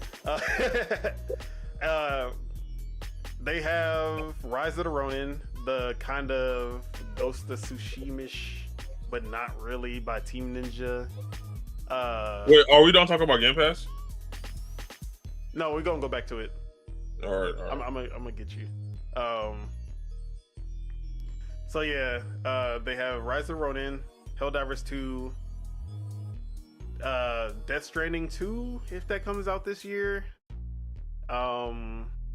There's another one that I'm forgetting. Dang.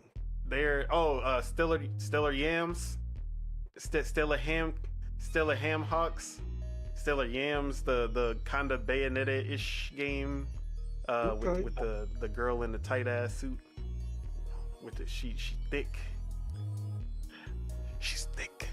That one, and then there's like one more, but all of them are from third party. They don't have a single game coming from one of their own studios announced for 2024. Are they only dropping on PS5? Yeah, they're only dropping on PS5. That's why I count them. They're first party. They're only dropping on PS5. And even though it's not first party, Final Fantasy VII Rebirth is an exclusive. That's gonna be big. So they still have 5 or 6 exclusive games. Helldivers 2 is dropping on PC. They also Concord. That's actually from one of their studios that they bought recently. We don't like. They're made up of Destiny and Call of Duty developers, and this is gonna be their multiplayer live service game for PlayStation. But what's gonna be their multiplayer live service game? It's called Concord. That's gonna be PlayStation's kind of Call of Duty answer. They're trying to get into that now because they realize that they've only been making single player games and have no like ongoing revenue. So It's just gonna shine a better light on Call of Duty. It's okay. Yeah. Yeah. So I mean, it has to be the Call of Duty competitor because Xbox owns Call of Duty now, and every sale they have to take PlayStation gamers away from Call of Duty because every Call of Duty sale is going to Xbox to make Xbox better than PlayStation. So they're basically funding their own defeat. If people on PlayStation, that's hard. That's hard. So they're so that's their lineup. Nintendo, they have Paper Mario 1,000 Year Door remake. That's probably the one I'm most excited for that they announced. Princess Peach Showtime, a new Princess Peach action side-scroller game that looks pretty cool. Another Code Recollection, which is, I forgot the original name of the games, but they were DS games that got remade. It was a DS game and a Wii game. They're getting remade and put into a collection. Kind of like Ace Attorney-ish, puzzles and mystery solving. So that one is actually coming on January. I've never played them. I actually might pick up that. And then what else? They have that. And then they have Mario vs. Donkey Kong remake, Luigi's Mansion 2 HD remaster, and I think that's it for the year that they've announced. We know there's going to be a Nintendo Direct in February. They always announce more games, but that's just all we know. And then there's the talks of the Switch 2. So obviously, if there's new hardware, there's going to be games that launch with that new hardware. So they still are a mystery, but for the most part, we feel like they're going to have a pretty decent year. Just because of the hardware alone, they're going to have a big year. So, sorry. How do you feel about the lineup? Oh, I like it. Switch 2, they need to just drop it because I'm tired of going on Twitter every day and Switch 2 is trending with no evidence. No, we need Switch 2 to forever trend. Bro, I'm sick of it, bro. Like every time it's like Switch 2 and it's just a bunch of people like, bro, no, say something. I need something. Like y'all just be clickbaiting me on Twitter with this shit trending every freaking day. Gets on my nerves, man. That's just me personally. I feel like they're gonna do an announcement in like March on the anniversary of the Switch, March 3rd, and then it's gonna drop in September. That's just me. That's my speculation for that. Hey, Nintendo need to bring back Mario 35. I'm sick of this shit. Mario 35 is never coming back because Mario's not 35 anymore. As soon as he hit 36 years old, they said, "Yeah, we taking it away. Hey man, you too old for this shit." Give me that. Man, bring that shit back. I don't want to play Tetris 99. I don't even care about F-Zero 99. Like it's cool, but bro. Mars, did you get your? Did you talk about it already? Yeah, Xbox? I said, Xbox is ahead of PlayStation with you feel me? What they got going on?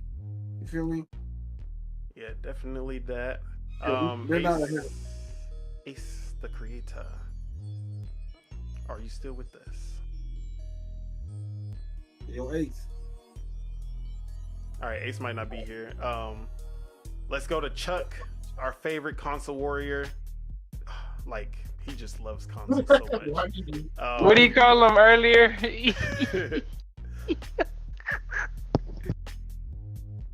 Chuck, how do you feel about Xbox's lineup all coming to PC? Game Pass so far for 2024. It's looking good so far, so good.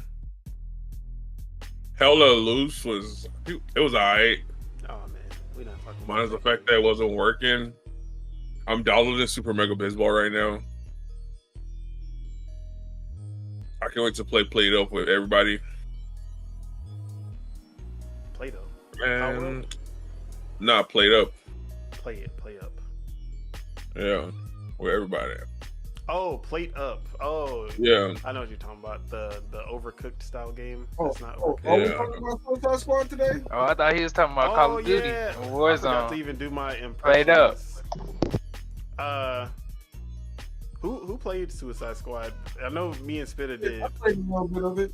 Okay. We can as soon as we finish with this, we can just do our impressions of that. And Flight Simulator for the graphics. 2024. Yes, sir. Let's see what I look like. You gonna fly over your house? Exactly. You gonna crash into your house? Exactly. Hey, probably I don't know. I always tell myself I want to play City Skylines, but I never get to it. 2 is broken at launch. I still haven't gotten a chance. Like I could not run it for more than 15 frames per second. So yeah, I'm looking forward. I'm looking forward to Xbox. I'm looking forward to what they got going on. So I think everybody. I don't think Ace is here, but everybody talked about the Xbox lineup. So I did have some impressions I wanted to talk about. So the first one, I know I said at the top of the show I played the Prince of Persia demo, but I just wanted to go over my impressions of it. That Prince of Persia demo, 2D Metroidvania version of Prince of Persia, not like the Sands of Time games at all. And at first, when I saw it, I was kind of upset. I was like I want that Sands of Time. Like, that's one of my favorite trilogies in all of gaming. Like, all 3 games hit. I would put them over God of War trilogy. Like, that's how much I love those games. Hey. Some people gonna attack you for that, man. Hey, they can attack me, but remember, God of War was like, God of War 2 was copying Prince of Persia bar for bar, word for word. Hey, let's not talk about it. They tried to add the platforming, they tried to add the climbing on the vines and everything from Prince of Persia. I was like, but then at the same time, Warrior Within saw God of War with the violence, and they were like, we can add violence. Because remember, the first Prince of Persia was rated T. Warrior Within, this man just started massacring people. Bro, Warrior Within was lit. So yeah, so they both took inspiration from each other, but I loved all 3 Prince of Persia. And I felt like they got better with each game. Not that God of War Prince didn't. of Persia God of War was also always got a better good with each game though. too. Prince of Persia was like, wasn't it like the first of its kind, to be honest, at that time? Yeah, like when really, it first came out. That kind of, I feel like Prince of Persia. That was a cold was game. The basis for the third-person action adventure game that we get today. You got the cinematic, like it was super cinematic. Right. You had the puzzles. Yeah, challenging. It's puzzle like the platforming, quote unquote. That Uncharted stole all, bar, word for word. Besides the time travel, that shit was a Prince of Persia game with guns. Exactly. But we know, but you know, Uncharted was the one that started everything according to everyone, media and all that bullshit. Nah, Prince of Persia started that shit. But let's not talk about it. Yeah, so my mom's like used I to play said, Prince of Persia. I That's played a the hard 2D, game. the 2 Crowns, and I was like, man, like, or like when I first saw the announcement of it, I was like, this ain't what I want for Prince of Persia. Until I saw more, and I was like, okay, but like, it's the Rayman Legends team. It's a Metroidvania. I love Metroidvanias. Rayman was a good game too. So I was just like, all right. Oh, hey, Metroid. Yeah, Marissa. They need to get her out the game, bro. They need to nerf the hell out of her, bro. I cannot.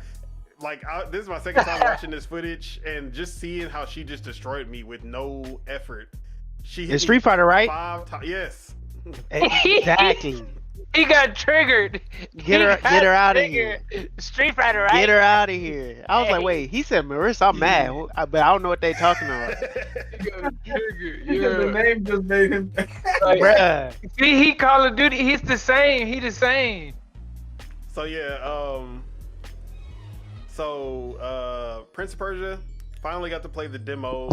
I was like, I'm gonna give it a chance. I like Metroidvanias. I like this team. They've never missed. So I gave it a chance, and now that's probably one of my most anticipated games, and it's coming out in a couple weeks, if not a week from now. That demo was fire. The fact, like, I don't know if you start off with the abilities that you have. I'm pretty sure you don't, but the abilities that they gave you, just from like the basic sword combat, like there was so much potential with it, because the way you could juggle, like it was like they had some fighting game combos. They had the air launch, and you could launch into an air combo, then slap them down, and then dive into them. Like everything about that combat was just sick, fluid. Just had so much depth to it, which you wouldn't like. A lot of Metroidvanias, you just tap an X. And that's literally, you're just tapping X and then using your abilities that you get throughout the game. But this one, like the combat, like just the basic combat just felt so good. So I was already excited about that.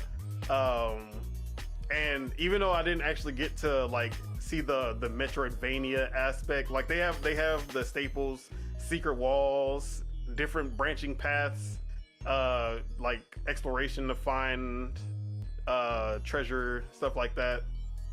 But what really I didn't get to actually experience any of like the new abilities or anything, but they had one of the greatest features that I've ever seen in a Metroidvania. So the whole point of Metroidvania, you have this big maze-like map, and you always reach a point on the map that you can't either like you can't proceed that way because you don't have a specific ability yet. So you have to get the ability. Then you have to go back and then go to that path that you missed before because you couldn't do it. So what they did was that they basically have this thing called memory shards or something like that, memory crystals or something like that, where you can take a picture of that place on the map, and then it'll show you. Dang, my voice. Look, it'll show you on the map where it is, and like it'll show you the picture so that you can see exactly which, like, you know, oh, so I needed a double jump to get over this big ledge.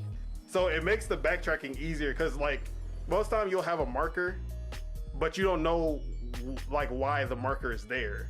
You're like, I don't know what I needed. So you go back to the marker and you realize, oh, I need a different ability. I don't have this ability yet. Bro, so you backtrack for no reason.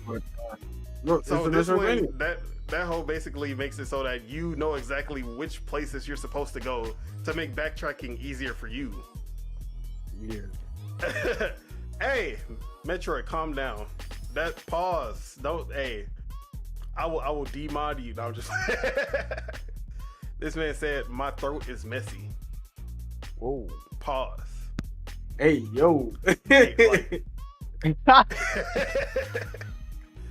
oh, what's it called? So that's like one of the best features that I've seen, like, because Metroid, that really helps when it comes to Metroidvanias. So yeah, like, and then I thought that I was gonna get to fight the boss at the end of the demo, and then they were like, psych, buy the game, here you go, pre-order. I'm like, damn. But I'm gonna be there day one. Like, I love that demo.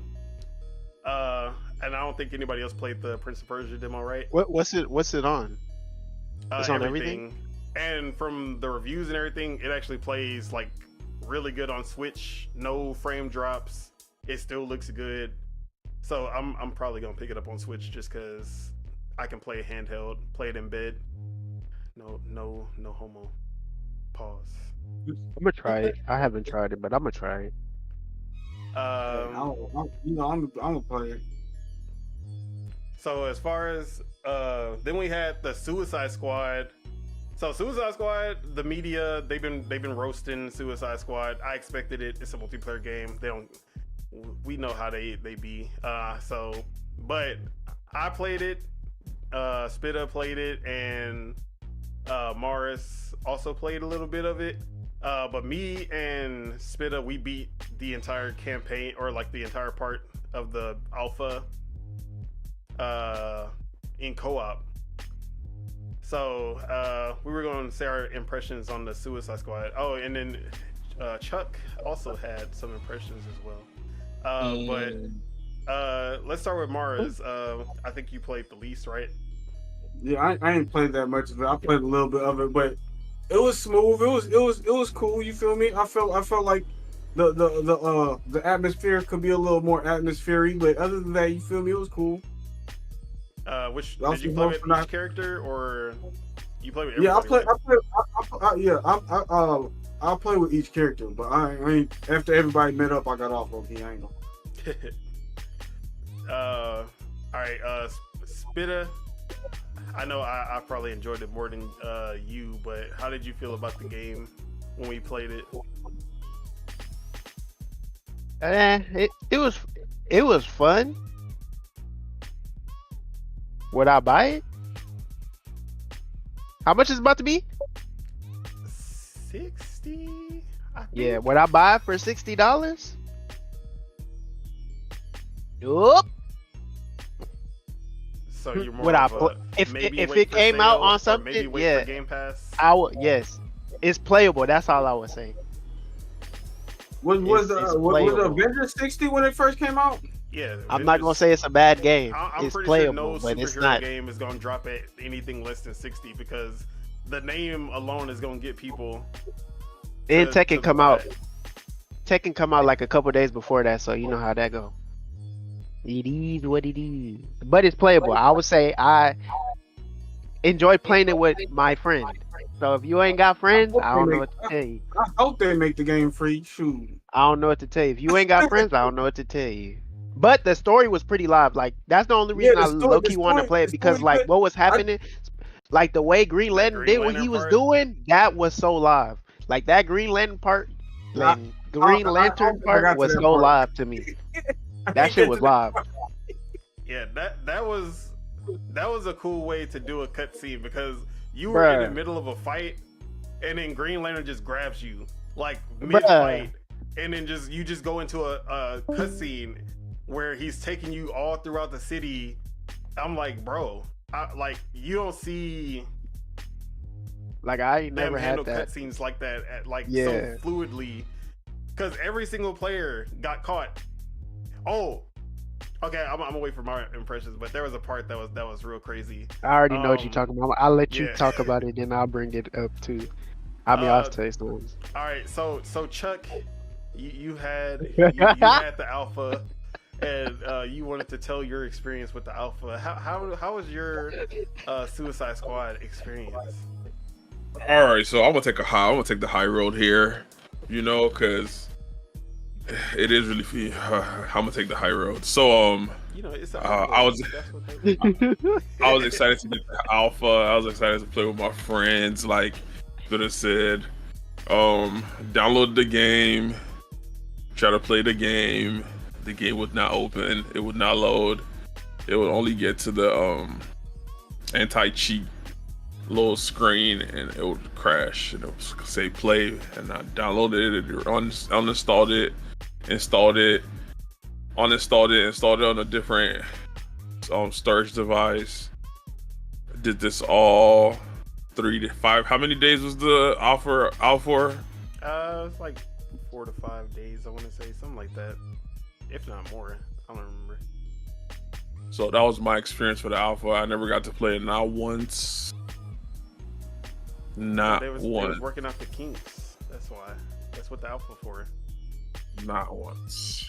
All right, so as far as my time with Suicide Squad, I actually played a lot solo, and I played co-op with Spitta, and I tested out every character except Deadshot. I really didn't play with Deadshot. I didn't like how he felt.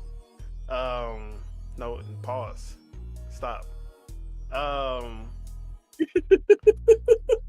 But Harley Quinn, Boomerang, those were my two favorites. Like I loved how they played, especially Captain Boomerang. His traversal mechanic was so unique, and just like compared to like, it was such a unique traversal mechanic. The way that you would throw the boomerang and then you would teleport to And it. then teleport to the boomerang. Yeah. Yeah, that was cool. And then he also had like the flash run to the boomerang as well. And the boomerang was also his melee. So he had like a kind of long range melee. So like I loved his mechanics the most. And felt like as far as any superhero game, like if they could have made just like a superhero game with that kind of like just a single player one with that kind of base gameplay alone, and that could have worked. Like that was like that's how good I felt like I felt like he played even better than Batman in the Arkham games. The teleport thing kind of reminds me of Noctis throwing the sword type shit. Yeah, it had that Final Fantasy 15 feel. Yeah. But then he like also like pairing him with a shotgun like made his loadout crazy, because I would throw the boomerang towards the enemy, teleport to them, shotgun and then like speed away. Like it was a hit and run kind of style where I would be teleporting, running, like doing the speed force just around the enemies, just like destroying them with that shotgun. So I really liked his gameplay. Harley Quinn was kind of the closest to a Batman feel with the grappling hook. And she also played good. Even the way that she used the grappling hook compared to like the Batman games was so like different and unique. It's more like Spider-Man. Yeah, it was like half Spider-Man, half Batman Arkham. Because you can still zip line to the ledges that you see, like in Arkham. Or you can swing. But you can also do like off of the glider. You could just swing off of it like mid-air, basically like you're web slinging. So both of those I really liked. And then King Shark, he was basically the Hulk. Kind of played like Ultimate Destruction. You're just running up walls, jumping. Appreciate you, Metroid. Thanks for pulling up. It's cool seeing you in the chat. Take care, man. Sir. So yeah, he was basically the Hulk. You running up buildings, you crashing down and destroying everybody around you. Yeah, King Shark also was fun. I just felt like he wasn't as unique. But his melee attacks and his special abilities were also cool. So all three of them, I really felt like they were all good. And then the story parts were also like Batman Arkham good. Like, I'm saying like a lot. But there was the part where you are in a Arkham museum, basically, and like there's these cutouts of Batman everywhere, and you're going through this like dark prison looking place, and then Batman shows up. Like you see Batman, he kills like 2 guards, and you just see dead bodies everywhere, and then it basically just turns into a horror game because you're walking through. Oh yeah, I'm going to the movies in a bit. Yeah, we're gonna have to wrap it up soon. But you're walking through this prison, and it's dark, and even in co-op, you're playing in co-op as one of the characters, and Batman just starts picking off each one of y'all one by one. So like you're playing as Deadshot, and then you're just walking through. You just see dead bodies that Batman left behind. Because I don't know if y'all realize this, but the Justice League got taken over by Brainiac, and they're just going around killing people and taking over the city. So you're going through, and you see all these dead bodies, and then Batman pops up, takes you out, and then you switch to another character, and then you going through as that character, and you're like opening doors. And there was one part where it was just me and Spitta. We were Deadshot and Harley Quinn. And then I'm playing as Harley Quinn. I try to open up a door, and then Harley Quinn's like, man, this door is too heavy. Like, I need you to open it, Deadshot. He's like, all right, I got it. So then Deadshot opens the door. Batman's on the other side of the door, takes him out. And then Harley Quinn's like, I knew that was going to happen. So like the writing, the like mission structure, the fact that it's not just go here, kill enemies, and then like repeat. There's actually a lot of more depth to the mission structure and everything. That's why I'm really excited for the game. That's why it was good. Because it didn't feel like your typical multiplayer co-op game where there's not really much story elements. It feels like you're not getting that full kind of cinematic experience that a lot of people like. But it felt like it felt like Batman Arkham in co-op. Unlike Gotham Knights, which I did not like. I thought Gotham Knights was boring. The characters played weird compared to Batman, and even the story, I really didn't care. And it still felt like go to this side of the city, do a mission. Either you're just scanning stuff or you're just taking out enemies. It didn't give the same feel as like a Batman Arkham, like Suicide Squad did.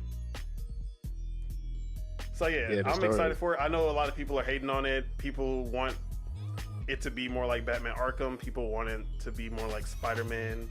People like single player games. I understand, but I feel like Suicide Squad is up there on that level as a co-op game. Like solo or co-op, I feel like you're gonna get it look better. It look better and it feel better than Gotham Knights. So yeah, especially the graphics look way better. Even in the alpha stage, it looked better than Gotham Knights in its final. But yeah, that's my impressions of Suicide Squad. We gonna go ahead and wrap it up. I'm about to go to the movies to go see Mean Girls with my girl. It's about to be lit. But let's go around and we gonna go around and sell your channels. Plug your channels. We gonna start with Casso, first time appearance. He's not in here. He's not in here. Nah. We gonna start with Spitta. Yeah, same as the name on all platforms. You're around Spitta. As always, don't look for me. Y'all can catch him playing Street Fighter or Gears on his Twitch. Probably gonna stream. Twitch. I stream every day, almost every day. Yeah, I have You're all on the Spitta, Twitch almost every channels day. in the description for everybody, so y'all can catch. If you see me raging, mind your business. All right. Oh, and any games you plan on playing soon? Anything? I'm probably going to the Prince of Persia demo. We still need to play the Saints Row co-op. Oh yeah, we gonna play that. We gonna play that on your stream. And All yeah, right. Mars, what you got going on? And plug your channel. Dude, same thing. Still playing Starfield. I'm probably gonna hop on Starfield in a minute. The Lord Mars on Twitch. You feel me? We on Twitch also Kick. If you wanna you feel me? Watch a nigga play the game and shit. You feel me? Everybody else gonna be there and shit. So yeah. All right, Chuck, what you got going on? Like I said, I'm downloading Super Mega Baseball right now for, the usual Valorant, CS:GO, Raft, Rust, the gameplay. I stream almost every other day for the most part, but I do stream, like, I do 24-hour streams and 48-hour streams. Yeah, so I take breaks every now and then. So, like I said, I'm downloading Super Mega Baseball, so next time I hop on stream, that'll be most likely what I'm going to be playing. Year-round Chuku on all platforms. Kick. Twitch is only year-round Chuku 2. And then if Casso still isn't here, y'all can catch him. I want to say it's also at Cap King Casso, CAP King Casso, KASSO, on Twitch. Snow Gang streaming. When y'all hear his intro, it's gonna be lit. But yeah, definitely check him out. He gonna be streaming Call of Duty, and maybe once a year you might see him on something else. So yeah, check him out. All right, and then myself, you can find me on twitch.tv/DonSolo, DONSOLOW. I will not be on there, but you can find me there. I don't be streaming, so occasionally you might just see a pop-up where I'm streaming for I'm streaming something, but I'm definitely not. Heroes? I'm not frequent at all. Are you But still streaming Heroes? if you wanna catch me on Twitter, Console Warren, you can definitely find me on twitter.com as Don Otaku. aka Pasta Feet. Also 3E. Yeah, Pasta 3 ET. Or wait, I said that wrong. But yeah, just search Don Otaku. You gonna find me on Twitter. I be in the trenches, gang shit. All right, but yeah, that's the end of the show. This was Project Untitled Gaming Podcast episode 2, and that's Peace. it. Hadouken. Peace out, y'all. All right, guys. Hey. Hadouken.